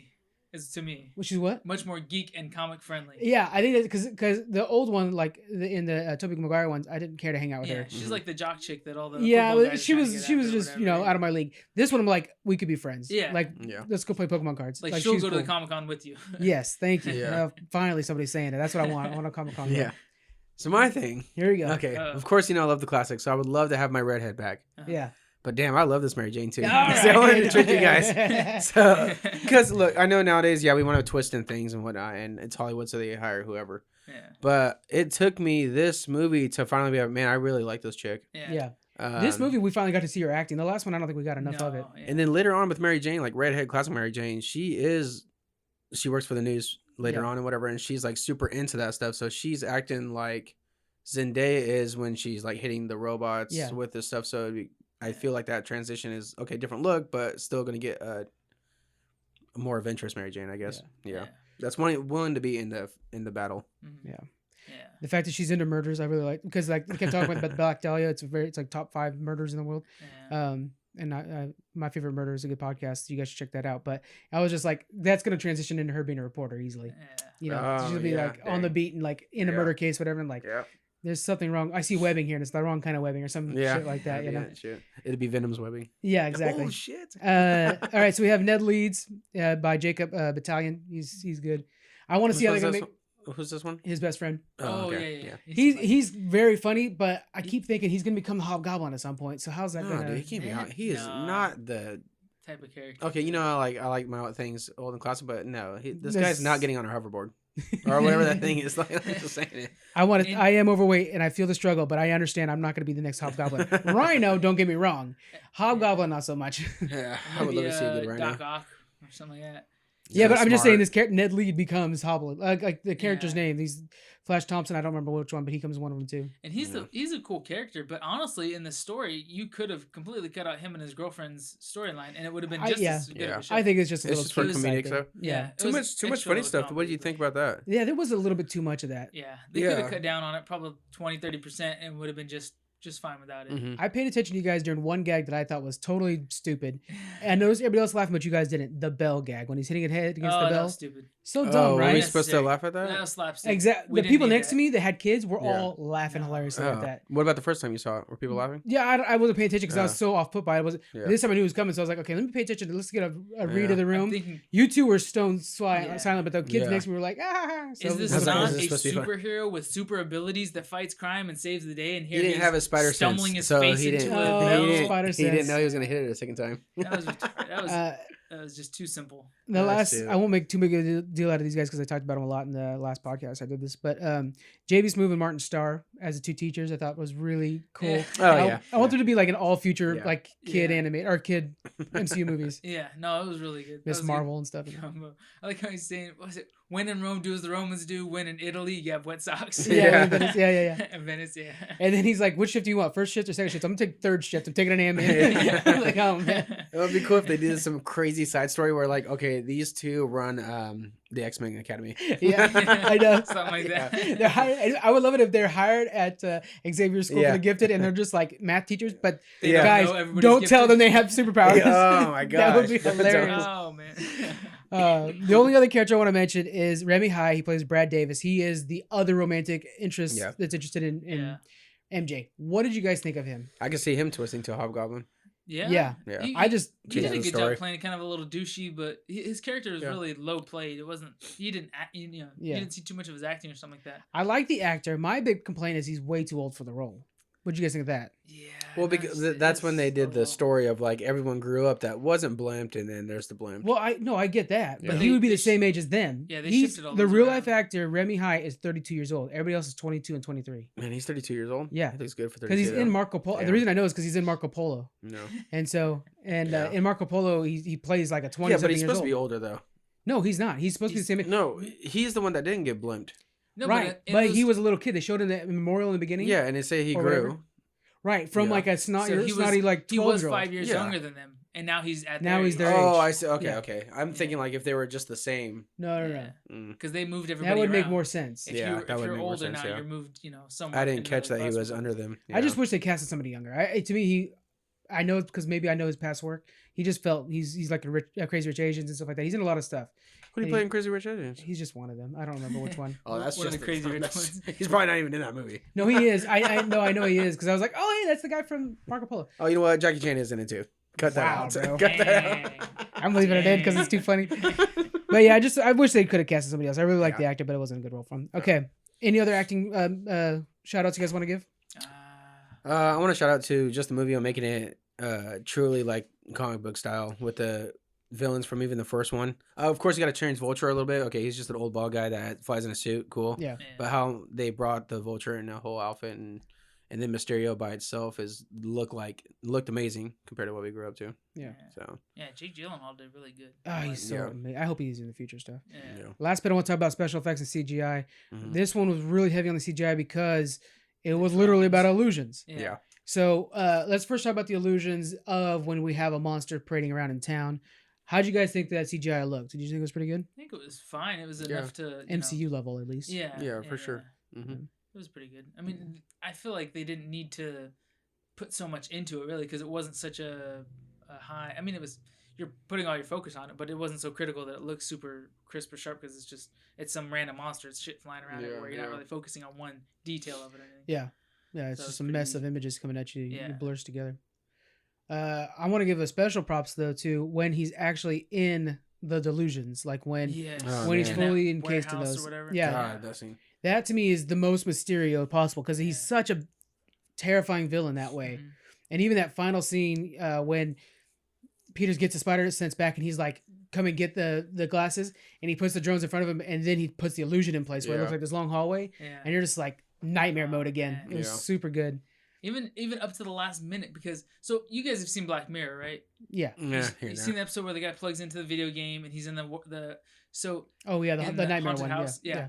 So in the very beginning, they show him like a little mole. He has to try to hit. Whack-a-mole, Yeah, and then they say, "Oh, what about now? Is it a little more detailed?" And it's like a little bit higher resolution, and then again it gets a little more high resolution. Okay, so now he has a set of what to expect. So you just expect it's gonna look like a video game, but then they submerge you into this world that's like.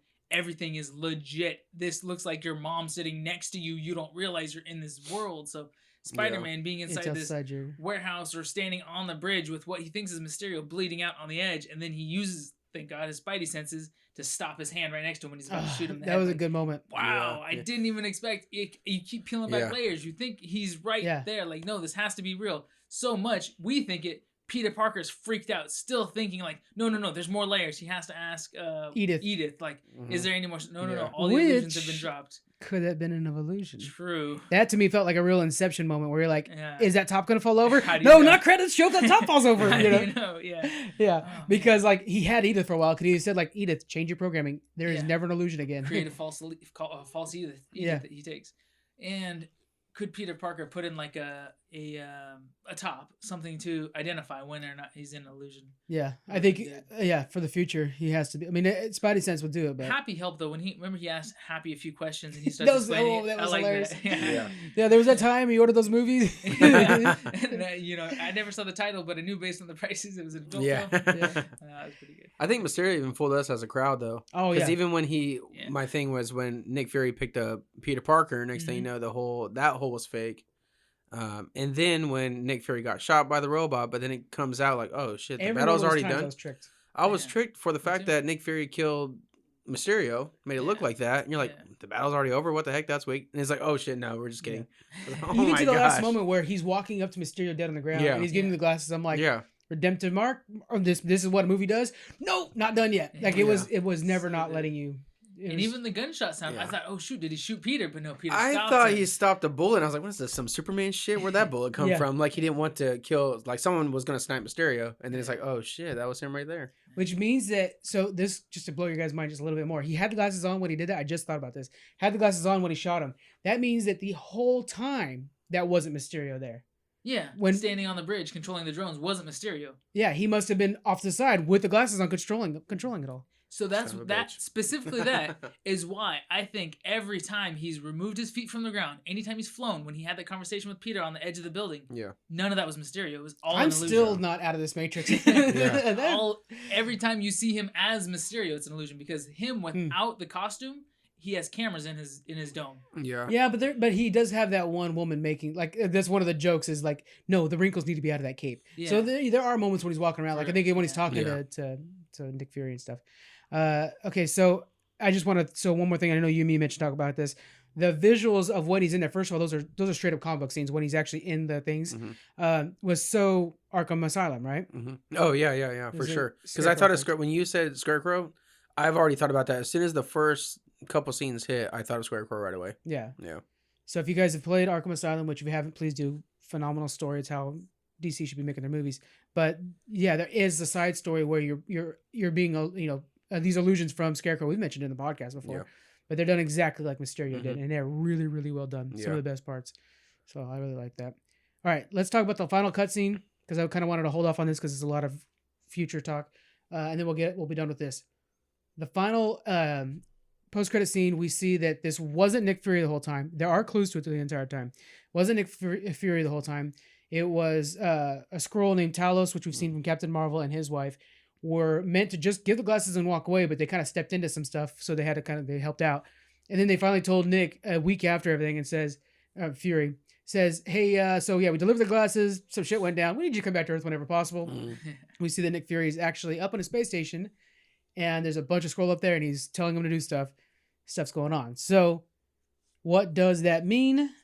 That means that we're probably getting Secret Invasion, which is pretty big. Yeah. First off, that space station, that's Sword. So you think about it, Shield and Sword. Shield is defense on Earth. Sword is defense against space. And generally it's run by Captain Marvel. So, right? I'm looking for you for confirmation on that. Oh, sorry. I was... and then one thing I thought was really cool is when you're watching the movie, really pay attention because every time the two people that know about things know that they're, Talos is the husband and wife. I can't remember her name, but anyways, when you first see them, she says, "Hey, Nick, yada, yada, yada." Nobody calls him Nick. It's only Fury. By the way, Emergency Awesome, they brought up a lot of these Easter eggs, which is why I was able to catch it the second time. Nobody calls him Nick. He even talks about how his mom doesn't call him Nick. They call him Fury. And she calls him Nick. So it was like right away, that's something. And then as you're going, there is a conversation they have later on. We're talking about, the Kree colonies are supposed to be secret. And then they got interrupted by Spider-Man. That's a Kree Skrull thing. That's not something that they should be worrying about there. What were some of the other ones? Oh God, I can't even remember now. But yeah, throughout the whole time, there's all kinds of little hints that, that's one.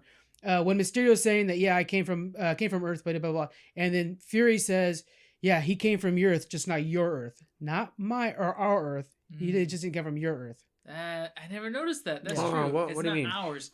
When Nick Fury is telling Peter Parker that, hey, Jake Gyllenhaal Mysterio came from another Earth, just not our Earth. He didn't say our Earth like he lives there. He said your Earth, like Nick Fury's from somewhere else too. Yeah. So it gives the Skrulls like another Earth too. No, they're from somewhere because else. Skrull's not from Earth. So he says he comes from your Earth, not our Earth. Not like come over to like our Nick would say, like, he's from our your Earth. house. Yeah. Son of a bitch. Okay. That's subtle, but that's clear. Like, man, I love movies that do that where you have to want to watch the second time, like that Book of Eli. That's what I always reference to when it's like a movie like that where you want to go back and Same catch thing, it. Prestige. You've ever seen Prestige? Oh God, watch it 5 times. The magic one, right? Yeah. That one you can watch over and over again. Just like, oh my God, the whole time you'll catch something new. Yeah, that's so good. So freaking good. Christian Bale. But so that sets up Secret Invasion, which that could set up all kinds of consequences. Yeah. That means that Skrulls could be so basically the Skrulls that we know now are refugees and they're good guys, but there are plenty of bad guys. And basically the Skrulls and the Krees are fighting. There's good and bad on both sides of their war, but these two are fighting and we get stuck in the middle. Essentially, just real broad strokes here. So Skrulls can be anybody that has been in the story so far. Yeah.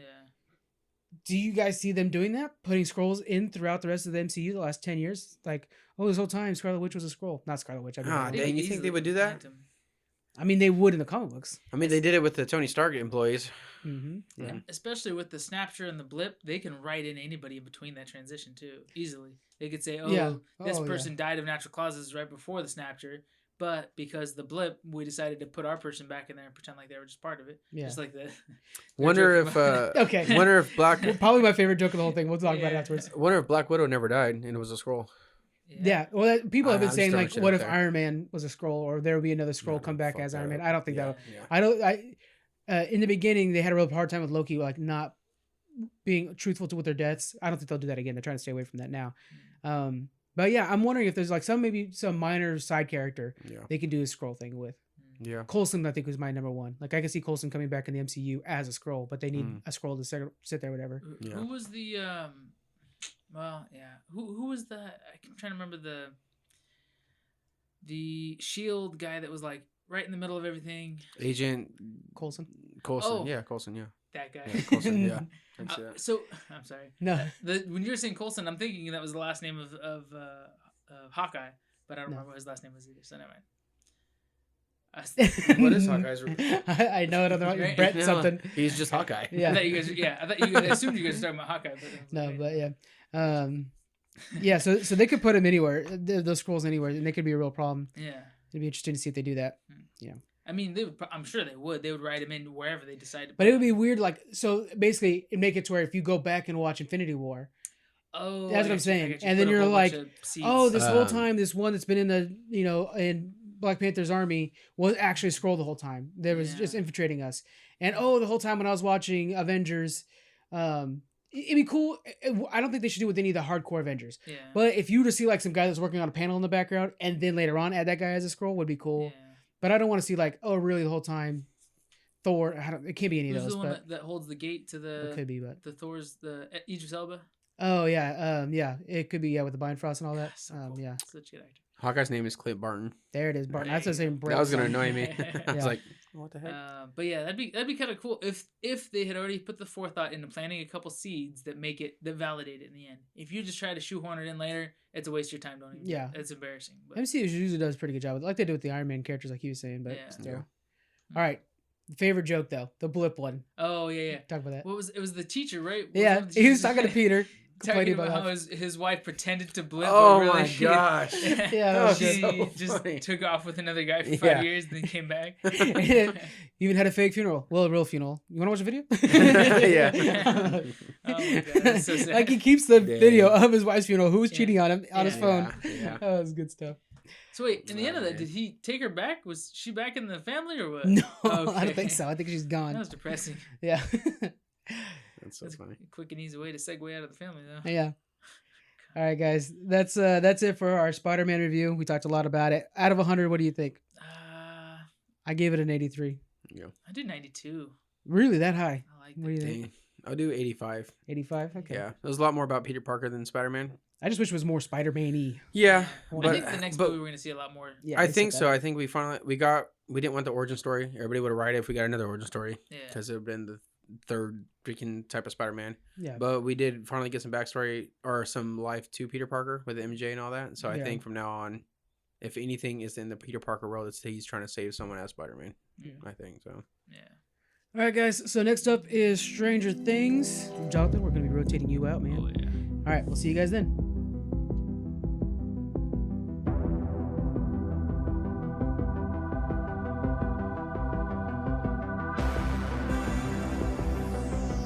Next up, we're talking Stranger Things Season 3. And it is me, Frank. We have Squeak still with us. Squeaks. With Jonathan sitting out because he's too slow on watching the show. And a special guest, Shirley. Hello. That is my mom. And you guys may recognize her voice if you listen to the other podcast, Outlast Podcast. Oh yeah. So she's in on this one. And she just got done watching Stranger Things with me. Overall, we'll start with you, Mom. What'd you think of this show? This I season? really liked it. Yeah. Very exciting. Really good storylines with every episode. Yeah. Yeah. I think it was really good. It did what all the other seasons did, and I remarked on it earlier. I like how we're watching like different stories, almost like different movies. Right. We have Yeah. the spy thriller where they're fighting the classic 80s Russians, and we have these kids that are trying to figure out, romance and stuff like that. Yeah. and then at the end, it's always like same problem. Yep. So I always like Yep. how they, and this one there's really like two different bad guys really going on. So that was pretty cool. What'd you think of it? I liked it very much.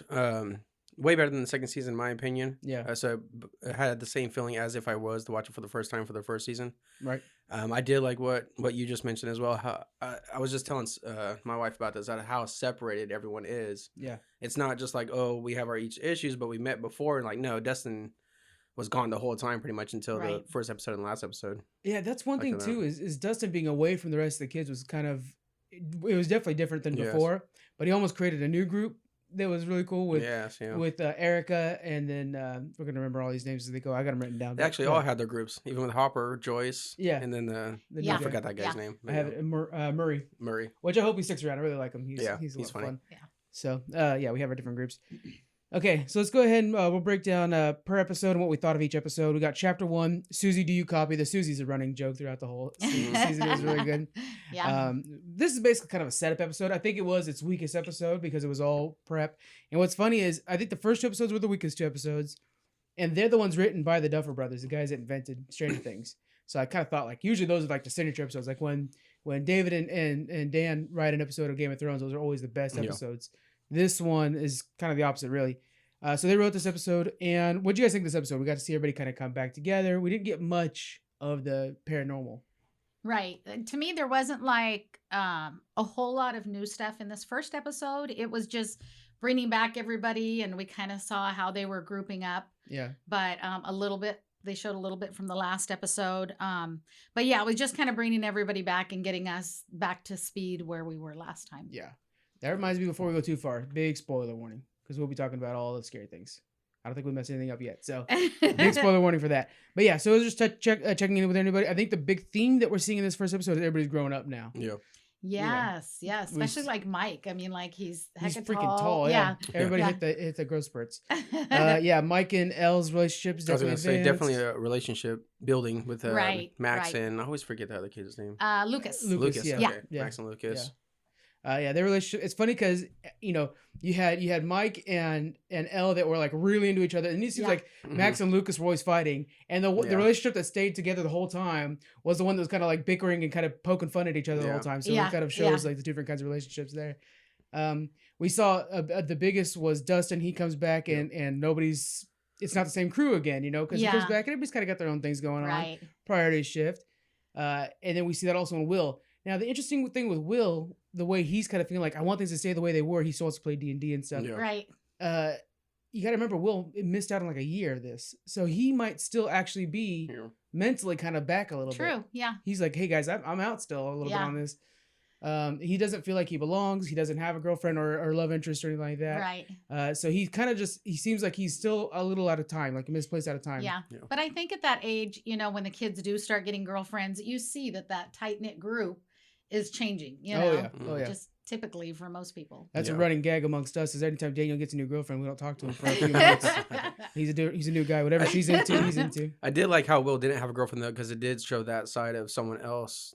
Just different views on everybody separating, but he still just wants to be the same. Like I like how they gave everyone like a personality like that. Yeah, that happens a lot at that age too. Is they develop at different ages, so people are at different stages of their life. It's really hard for the kids. So yeah, it was basically a setup episode. We see that Hopper's trying to get with Will's mom. I can't ever remember her name. Joyce. Yeah, I have it right here. I loved how he was trying to keep Mike and Elle 3 inches on the door. A little bit. 3 inches on the door, and he was really struggling with that and talked to Joyce about it a lot. And I'm already going to tear up because of 3 inches.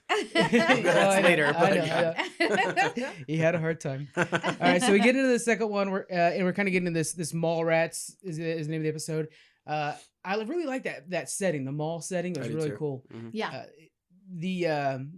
What was it? What was the name of the ice cream shop? Scoops or whatever. Yeah. Scoops Ahoy. Scoops Ahoy. Yeah. Oh man, it was such a classic '80s movie. It reminded me of like Adventureland. You have ever seen Adventureland where it's just like stoner kids hanging out at work, just not caring about work? It's that, but they're also breaking Russian codes. It was really fun. Yeah. Even to the outfits, it really made you feel like the outfits in the mall too, like the Gap they went to, the old school logo, but all the clothing that they would wear. I love that mall scenes. As we're watching, I kept pointing out that like even the Doritos bags are the old Doritos bags. And the Coke cans. The old Cokes, the old clearly paid for a lot of this show. Old refrigerators. I mean, they threw a lot of 80s things in. I think that would be a really fun job is be like, hey, we need this stuff. So you're just going to like thrift stores, I assume. Yeah. And being like, I need old clothes, and thrift stores, I assume, is where you're going to find it all. Or like yard sales and stuff. Yeah, they really did well with that whole 80s theme. Yeah. And so we're starting to kind of just progress the storyline, basically. It didn't move a whole lot after that one, but it was, we're progressing. The chapter 3, though, is when we really start to pick things up. We have this whole Billy storyline going on. Mm-hmm. And this is the case of the missing lifeguard. And we see that Billy has progressed things. Billy is Max's older brother. Season 2, I hated him so much. Yeah. But he did a good job of making you hate him. So exactly. Yeah. As well. So in this one, he's not really, doing great with that. He becomes the bad guy, basically. Yeah. We see that he's abducting that girl that he works with. And they're starting to kind of like realize that. Elle and Mike have broken up, right? And so we see that whole thing shake down, and she does the spying on him, which is like a breach of trust that nobody can. That would be hard. Yeah. What'd you guys think of that episode? I liked it. I mean, it was more action in that one. Yeah. When Billy gets Heather, the other lifeguard, Yeah. and That's the name. feeds her to the creature. Yes. And then messed I up. think it's this is the same episode where they go after Heather's parents. Is it the same one? Or the next one? Okay, yeah. Is it in? I believe think it it's might be. still 3. Yeah, because the next one's sauna test, so I think it's that one. Yeah, I Yeah. think you're Okay. right. So it was more action in this one. I Mhm. thought it was pretty good.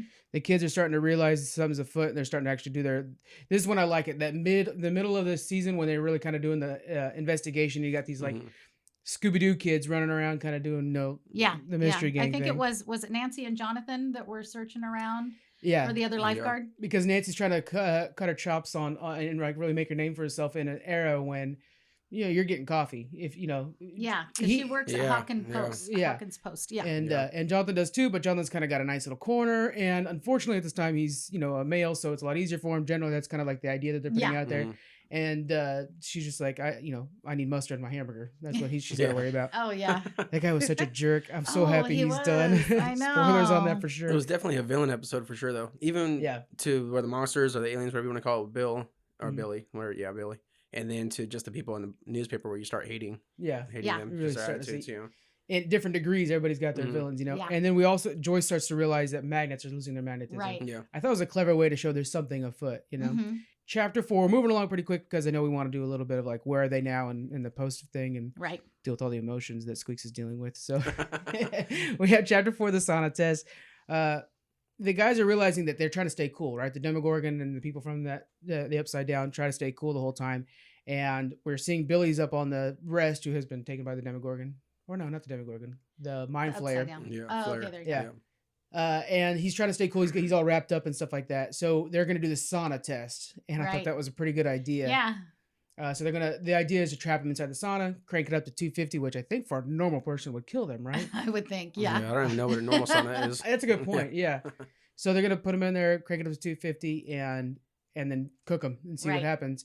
It was the thing I liked about this, the good character moment is Max's relationship with Billy, like they're step siblings, right? And of Right. course it's not great. We saw in season 2, he's a real Mhm. jerk to her. But she still feels for him. And she knows how bad it is for him because their dad, we see, is abusive as heck. Yeah. So they must both have to deal with the dad part. What'd you guys think of that episode overall? I don't know. Actually, I had no opinion on that episode. Yeah, I was just kind of going with the flow. Yeah, I know. at that I point, know we're it kind of sounds at bad, that. but I kind of was just going with it until later on. Then more stuff starts happening. This Right. is the first Um, badass open to me. Like the ending when we have 11 throwing him out the brick wall and stuff. Yeah. This is the first oh snap, things are Yeah. happening now. Yeah. Yeah. And then he's okay and takes off running. So we know we still have him there. And at So, first, yeah, I was it a was little good. first I was a little iffy with seeing Elle do all this stuff, but then I kind of explained to myself this is like the Spider-Man in the Spider-Man movie. Right. Like everyone else is just a better supporting cast. So until later on, and we'll talk about that later, it was kind of just is Elle going to do everything? Elle going to solve everything? But And then later normally on, she would. for Normally sure. she would, but I think we're starting to move from a Spider-Man movie to an Avengers movie where everybody, Yeah. it's an ensemble next. And we see that Yeah. kind of towards the end. Yeah, and it's Mhm. funny the way they do that. They don't add more powers; they depower. Yeah, That's pretty interesting. Yeah. So I think this is our first one where we see high action. Things are going Mhm. crazy. It's past just rats blowing up. Now we have people getting thrown through walls and stuff. Mhm. So it's pretty cool. Chapter 5, the flayed. We have the hidden lab, the abandoned laboratory. They're finally visiting this thing. This big lab thing that's going on with the Russians. The Russians are, again, Yeah. one thing I like is this is so 80s because in the 80s, Yeah. your go-to bad guy was the Russians. Right. I don't know how many times Rambo's got to fight off the Russians, but he did it for us a bunch of times, and then he did it again in Rocky 4. And then of course referenced in the show. Yeah, yeah. Oh, there's all kinds of things. We'll go back to those Yeah. our favorite references, but the whole time he's a Magnum PI with Yeah. that shirt. Yeah. He so- had to get the shirt Oh, with the, man. with Yeah. the, Think about that. flamingos on it. Yeah. Gotta check out the Twitter. Yeah. No, yeah. So he was Magnum PI the whole time. Anyways, and it was cool because he was watching that show before he started doing it. So you could tell he saw the show son of and he's a like, "Oh, it's date ordered the night," shirt. so he wanted to get that shirt for date night. Then he Yeah. had the shirt the whole time. Yeah. So and in past seasons he had like a beard. This season he has a clear Just a mustache. So mustache, he's yeah. a fan of Magnum PI. Yeah, for you know? sure. Yeah. That's funny.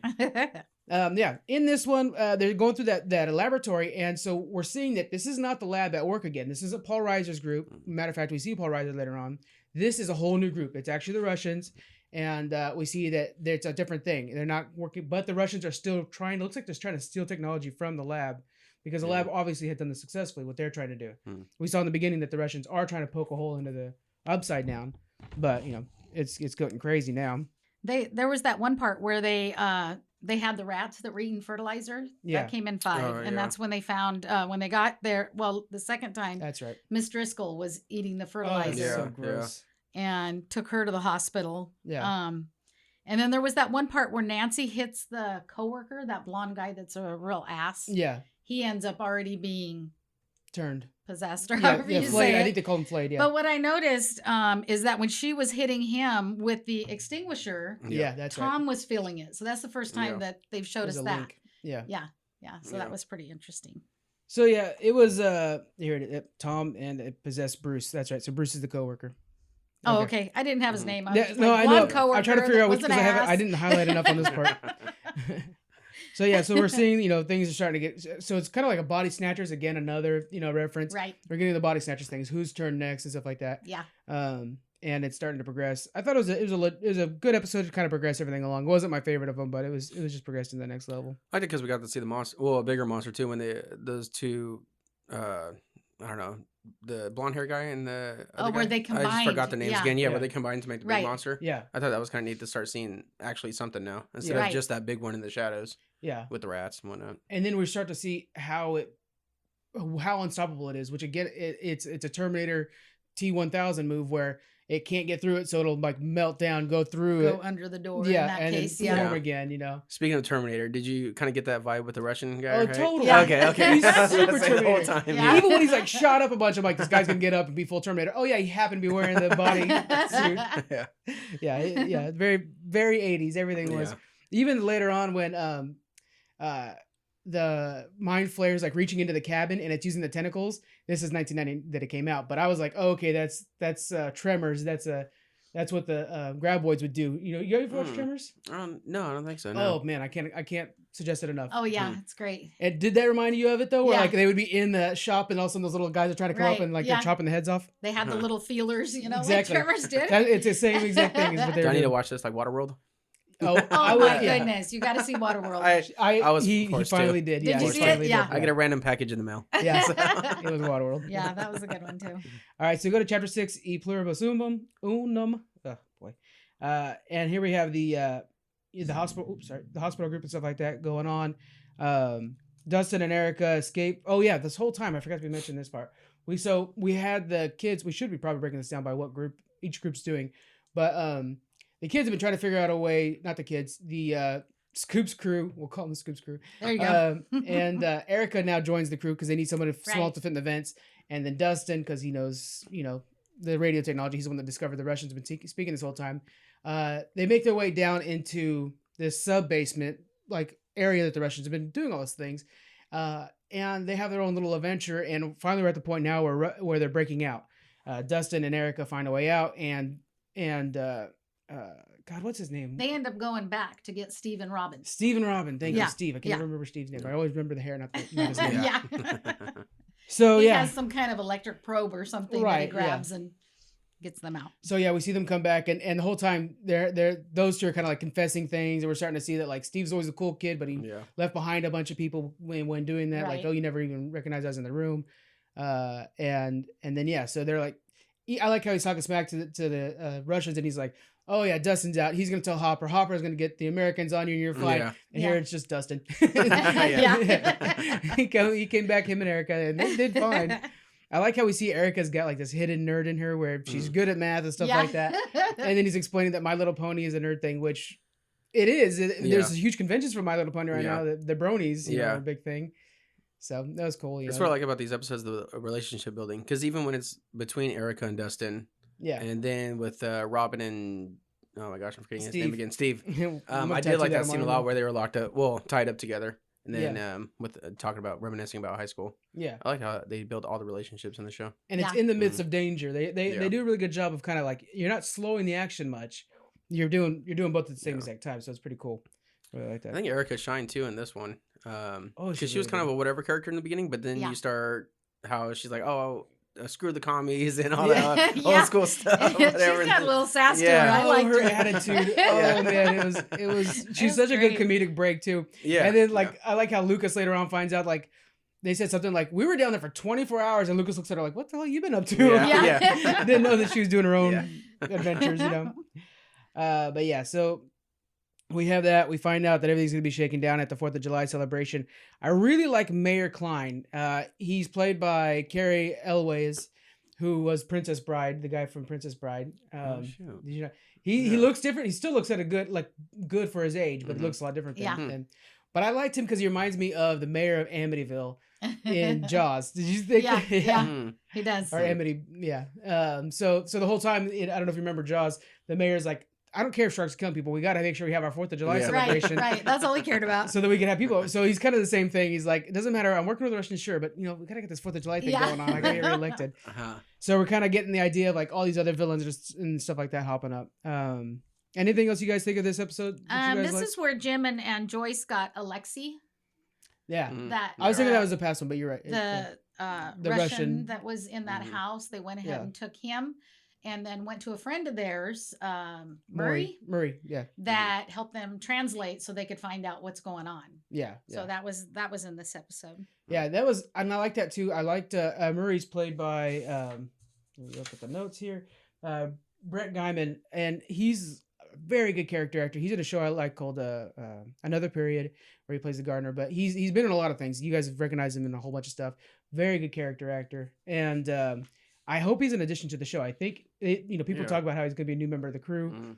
I like for him to be kind of like their guy that's always talking like when none of the adults will believe him. He's like, yeah, kids, I got the maps. I hope that he's the future, like the guy that they go to that believes in them. I think he's a comedic break too. Like you were just saying with Erica, if these groups are super separated from each other, it's kind of nice to have a little bit more than just one. Yeah, that's true. Right. Yeah.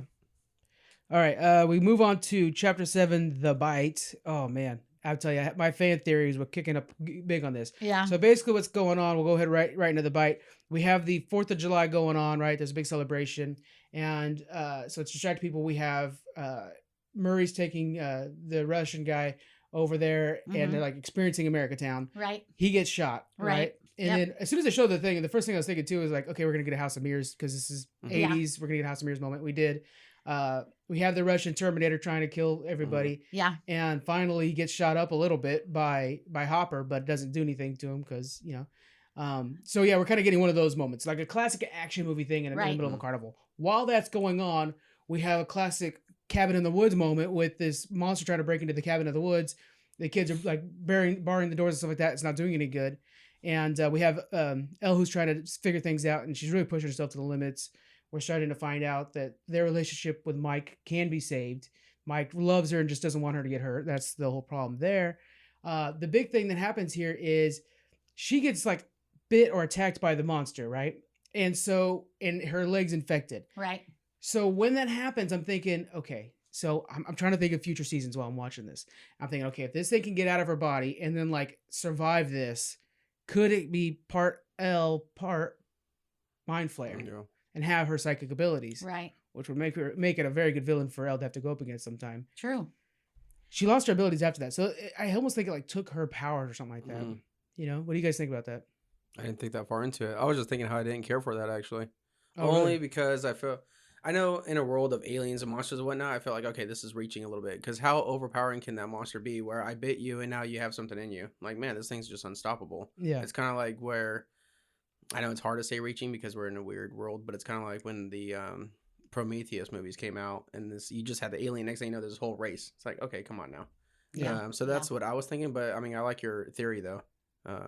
For it could be a future season. Yeah. Mm-hmm. Yeah. So basically, at the end of this thing, it all ends up at the mall. There's another moment in this I really like sound design wise. So the kids, Dustin, you have Steve and Robin. Remember the names this time. Right. They're both on this like truth drug, and they're trying to still come down a little bit. So they're like, okay, stash them away in this theater. Yeah. They're watching Back to the Future. Oh man, that was funny. Such a freaking classic, right? Such an 80s. Yeah. And so they get in. It's at the beginning of the movie, and then like later on when they're like leaving, it's the end of the movie. Mm. Yeah. But when they're there, and then Dustin goes up into like the projector room, and finally the walkie-talkies are working, and he hears from them.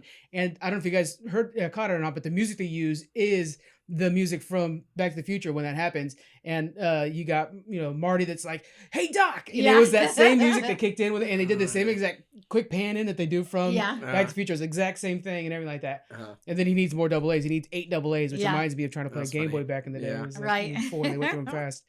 But yeah, I thought that was a really good moment sound wise. These guys with the music in the show, they freaking kill it every time. Yeah.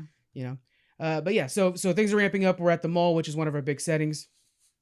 And then finally on the last episode, the battle at Starcourt, which is the name of the mall. Generally, what do you guys think of this final episode? I mean, it's an hour and 17 minutes. It was the longest one. Yeah. What do you think, Squeaks? I liked it very much. I thought it was a good way on how. Well, I did like how they blew up the reactor or whatever you want to call that thing. Yeah. With a whole big fight scene with Hopper and that Russian Terminator. Super sentimental, I guess you could use that. Well, I mean, this is the time. We get spoilers out. Yeah, just the way they ended it, I thought was perfect. So I'm hoping for future seasons that we don't see Hopper again. The ones that died died because it was so, I don't know, the feelings were catching up to me. Yeah, so Hopper does die, and I liked the way they set it up because we were. Yeah. It was like, oh, we're gonna have a date night, so okay, one of these two are gonna die. We're talking about that. Yeah. And I was like, I hate for that to happen, but they can't have too happy of an ending, Right, exactly. And sure enough, this key lock thing, it's like with the nukes you always see in the old 80s movies, where they both have to turn at the same time. So she loops a belt around one, and if anybody's next to the thing is going to explode, right? The whatever transformer, whatever it is.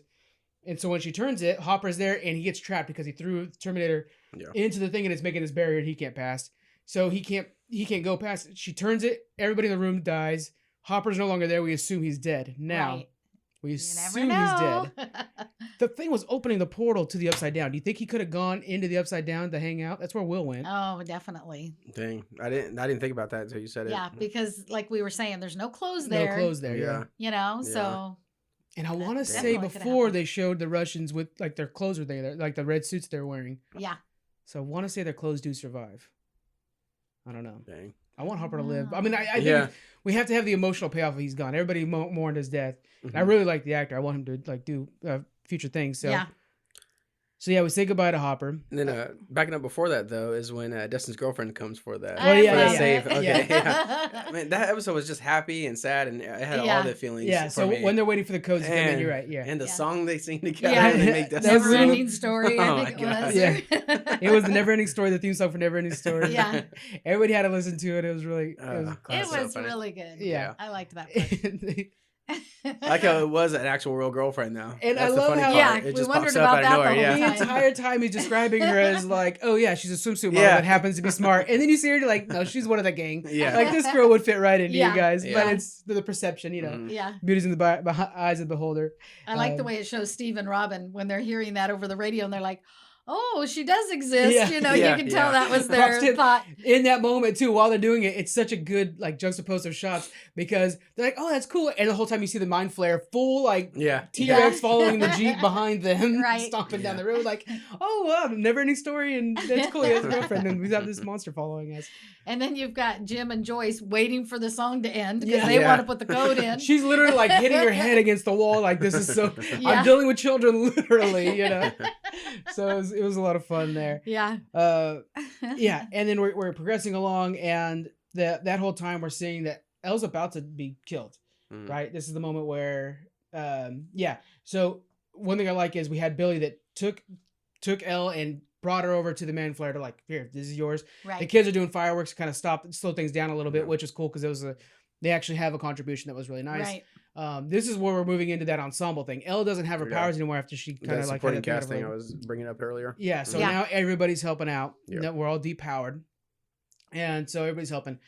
But then Elle, because she's tried to reach Billy before, has seen his past. Started bringing up his past and stuff like that, and that was really cool. You actually saw like the black veins start to subside as she's like breaking through to him. Yeah, it's a classic from other movies, but they did it very well. And as soon as the Mind Flayer is about to like tentacle her, he steps in, grabs it, and then just totally sacrifices himself. Yeah. Really heartwarming moment and a really good redemption arc for her character who. Yeah, I was going to say, a character we've hated for so long. Yeah. Well, from season 2 on, his guy has like his redemption. Yeah. So. Yeah. And that was a good part. Yeah. And at the last moment, we do see Max kind of jump in and be like, no, so it was kind of nice for everybody to kind of be there for that, and really get redeemed. And props to Billy. That was a good scene a good way for him to go out. Yeah, definitely. And then once they finally break the explosion happens and Hopper dies, we see the Mind Flayer freak out, fall down, and they're burning down the mall. Do you know why that was the only thing powering the monster? They said early on, it was so funny because I was like, that's weird that they're only mentioning this one line. Yeah. They're saying that it's being controlled from the Upside Down. So it lost its brain. They said, oh, if we close the portal, it'll remove the brain from the host. Okay. And it was like, you guys got to explain that way better. That was really weird that wasn't brought up more. Yeah. Yeah, because when it happened, I was like, why is that the only thing that's stopping this huge monster that seems to be overpowered the whole season? Yeah. No. So apparently it was being the avatar of what's inside that Upside Down, the actual Mind Flayer. So it wasn't like the real Mind Flayer. Just took its form. And anyway, so before we get to like the wrap up. Oh yeah, hold on, because that was a smaller version of the big one, huh? Right. Okay. So it was just like I was thinking that maybe that was it, but I was like, man, it seemed a lot bigger in the underworld. That's why I was like first just taking the rats because it was just kind of like we need something. We need biomatter to create something. And then Miss Driscoll, poor thing. And all right, so before we kind of wrap things up, is there anything else before that you guys want to mention up before we talk about like where everybody went? Comes in. Right. Yeah. So. And then Paul Reiser. Paul Reiser's there. Yeah. That whole piece. Yeah. Which before they had called him in, it was kind of like. It would be really nice, kind of like last moment, save everybody. Like, oh, hey, the guy at the laboratory you've been fighting the first 2 seasons comes in to save the day. Paul Reiser in season 2 was a real interesting character because the whole time you're watching, you're waiting for this guy to be a bad guy. And no, he was really a scientist who was like, help us. They were actually like, no, we do need help. So it was kind of cool to have a guy that represents the laboratory and not be a villain like in the first season. And sure enough, finally they come in to kind of clean up the mess. They're not really there to save the day, but more to clean up the mess. They can explain things best. There's one thing. Okay, so let's go ahead and get into like the wrap up of like what happened 3 months later, kind of stuff like that. Yeah. We're seeing that the burning down mall and stuff like that is being this like, oh, it was almost like reported like nonsense. Like, is there a government conspiracy, 30 dead? And it was all this hero cop that died in a fire. Mm-hmm. So it was kind of like one of those things we see on the evening news. And then like next, like, oh, Jimmy lost his dog. And it wasn't that big of a deal. Right. And so I think that's going to kind of happen. I think everybody's going to brush it off as not a big deal. It was just a fire and people like, inside job kind of thing, but I think that's kind of the job of the laboratory. Their job was to kind of put a spin on it. And then I think we'll have, our new reporter Murray's going to be trying to break the scoop and kind of break it to everybody and everybody's going to be like, not believing him. Like, no, it's a fire, man. Stop bringing it up kind of thing. Right. Like conspiracy theorists the whole time, we see that Elle, now that Hopper's gone, moved in with Will's family. Mm-hmm. Which is like a real messed up family to move in with. I mean, like, yeah, really, not a stable home for you. Yeah. So the Bryers, that's Will's family, Joyce and Jonathan, and now Elle, they're all deciding to go ahead and continue moving away. Which I get it. You could have moved houses. Like that house is bad. Don't stay in that house. Yeah. But I don't see why you need to move. You're literally like that whole final shot where everybody's crying and mourning on each other and like, oh, I'm gonna miss you. It's literally just because Joyce wants a fresh start. Right. Yeah. Do you see how much heartbreaking you're doing right there? Yeah, like, these kids have been through everything together. Yeah, she could have definitely just moved on the other side of town or something. Yeah, but she's probably just scared of Hawkins' period now. True. For all the things that's been going on. Yeah. That's true. Yeah. I just feel like it seemed like she was willing to stay for Hopper. So I think there was something. Yeah, because Hopper was trying to convince her to stay. And she was going to have that date with him. Yeah. And she was kind of debating, because he was like, "Oh, you're going to move out," and she was like, "Well, it's not for sure," kind of thing. So you could tell she was still, not sure about that. Yeah. And so it kind of makes me think maybe our next season will be a time jump, and then it'll remind me of It. So at It, everybody left Derry, right? You think it'll go that far? I wonder. Everybody left that, and then what if? And we know that we know from the post credits there's going to be something happening later on. Yeah. So what if like 10 years in the future they all come back and they recast it, and it's like It, because they take a lot of inspirations from Stephen King. That's their big MO. That and Dungeons and Dragons. So we can have them all come back as adults. I was thinking the next season would be totally different because they'll bring in the military now since they came and cleaned it up. Now that the military knows that the Russians are operating right under them, that we might get a big government type of ordeal instead of just following these kids around. Which I wouldn't like it as much, but I can see it going that way. I think the Duffer Brothers are smarter than that. I think this was the push of their maximum. Like they were like, okay, we got to do the Russians once if we're going to do all 80 stuff, right? So I think this was their maximum. I think I don't know. They have to find a way to make it smaller again. That might be what they do. Is they broke up the whole group, and maybe it is just when they return, there's not the same kids that are there anymore. Right. I think Jonathan, in real life is having some troubles, so I don't think he'll be back. Oh, like health reasons or something? No, I think he got busted for drugs. Oh, Yeah, never mind. so Okay. he'll probably be busy. Okay. Oh, you know what? I did read that. Yeah. I did read that. So I don't think he'll be back. Yeah. And there's a different thing. Maybe he goes off to college or something like that. Yeah. So I think we'll have less cast, but they do have new cast. Erica, I think, will become more prominent. Yeah, I think so. Stuff like that. So, and then I'm really hoping Murray's around more and stuff like that. Yeah. I do like your idea, but then it leads into why are the Russians? I mean, the Russians in the post credits were still there, so we're gonna wait 10 years later to figure out what the Russians do. So we'll talk about that right now. The post credit has, it shows like in Russia they were still attempting to break the seal, right? And the reason they went to Hawkins because they had already broken it before, so it was still weak. But anyway, so they go to Russia and we see that there's this big prison cell. The big thing that everybody's talking about, right, that we've been talking about, is they go to one prison cell and the guy says, no, not the American. Right. So then they go to the next prison cell, grab some random guy, bring him down. There's this big cage. They put him in the cage, and then they open this door, and a Demogorgon comes out and eats him. So we know Demogorgon. So that means that they have actually gotten through. Right. Because that's not something that's not an avatar like we were talking about before with like the Mind Flayer. No, that is an actual Demogorgon. That's the one from first season. Now, the big thing everybody's talking about is this American thing. Yep. Yeah. Might be Jim. It could be Hopper. Yeah, it could be Jim Hopper. Yeah, you're not thinking so? I don't want it to be. That's why. If he did, either like your theory, or I just want him to be dead. Well, okay, but my theory could still work with that because they have the Demogorgon, so they did open it up within the time from the last time. You know what I'm saying? Yeah. Because so you're saying they brought him back too, then? Well, they could have been like, oh yeah, there's some like guy here. Yeah. That's been fighting off Demogorgons this whole time, hanging out in Will's and it could be Murray too, because we saw Joyce, but we didn't see Murray.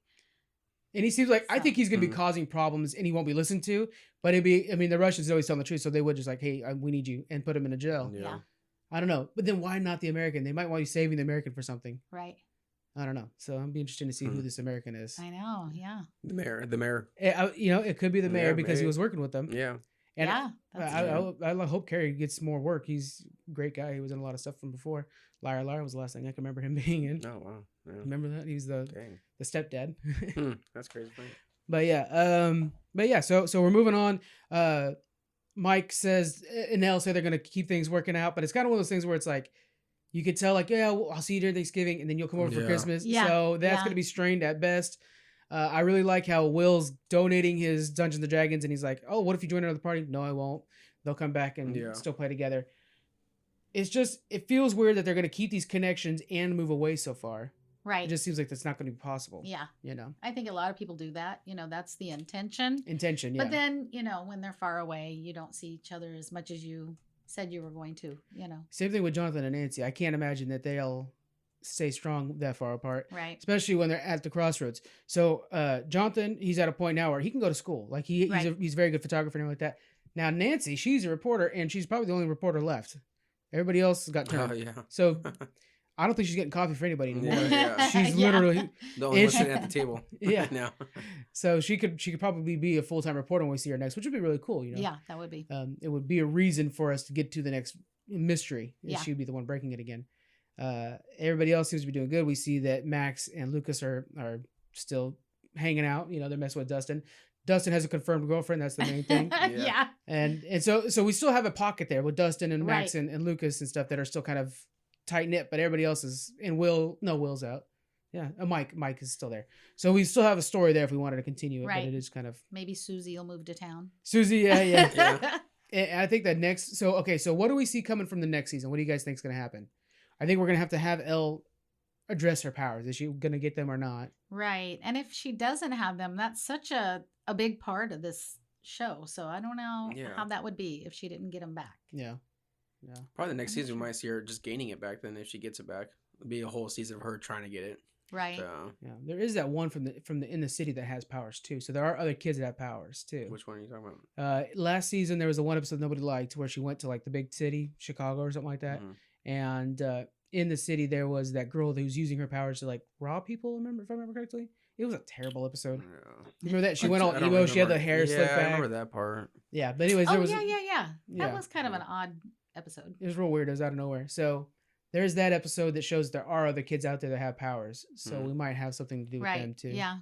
I thought there was a moment when she was like, we'll need help or whatever. And I thought, okay, so she's going to call on her friend or whatever. Like, be cool to have multiple of them. Yeah. Working the case. Yeah. I think we'll obviously have a follow-up on the Russians. and I don't think that Hopper's gone. Personally, I think he's going to be around. I think we'll see something to do with Hopper again. Any other predictions for the next season? I mean, it's my prediction, and I already brought it up with the whole military thing. I don't like it, but Scaling up. I think it might be I really hope something they do it. I It's don't. like- I don't hope they do it either. But That's why Deadpool's so good. It's because it's such a scaled down movie Yeah. compared to all the other Marvel Yeah. movies. This movie's good because it feels like an old, And that's. I mean, I already referenced Movies. Alien once, but then like Alien 2, you started getting the action, kind of like with Yeah. the Space Marines and shooting everything. So I feel like we might get a little of that. Yeah, that's the thing too. So if we look back at all the references, we have, I was saying Tremors, we have a Terminator, we have Aliens. There's a lot of like Aliens thing going on. Cabin in the Woods, but not, I Yeah. guess Ash versus the Evil Dead. We had that. We had all these different movies that were kind of referenced throughout this. And each story kind of follows a movie trope. That's the thing too, is like what's left. Right. I really think they can move to the 90s now, really. That's why I'm saying time jump and we can do all Yeah. 90s Yeah. stuff. I'll know those references even better. But I wonder what trope is next. I would like to see. Well, I mean, yeah, if Hopper was still alive, it'd be cool him and Murray running around like buddy cops. We could have like a Yeah. 48 hours kind of thing, Yeah. or Beverly Hills Cop. But other than that, I can't think of any other 80s tropes not used yet. Yeah. I don't know. I'm curious what direction they're gonna go. Yeah, there's no doubt they'll keep. I mean, the hype from this season has been insane. Yeah. Yeah. So Yeah. that'll be something. It was a very good season, I thought. All right, guys. Well, that is it for this episode. And then next week, we'll come back with you guys with some more news. And then the following week after that is Comic-Con, San Diego Comic-Con. So it'll be a huge episode then, and the Lion King review. So this month is going to be pretty busy. I think that's about it. You guys got anything else to say? Nope. That's about it? Nope. Don't forget, in September, Outlast Thank you. podcast comes back. Wow. So we're anxious to Yeah. talk to you guys about that again. We That's got right. a great season with Boston Rob and Sandra coming. So That'll be stay good. tuned in September. That's going to be huge. Yeah, that podcast is doing well. And then so the beginning of that September, we'll start the casting stuff. And then the end of September, the show comes out. So beginning of September, guys, start following Outlast podcast. We'll get in on that. Sorry, I had to put a plug in No, there. I forgot. Yeah.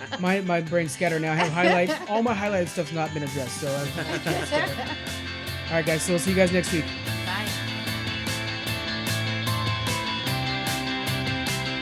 Thank you for joining us on the Geek Freaks podcast. You can find us on Twitter at Geek Freaks Pod.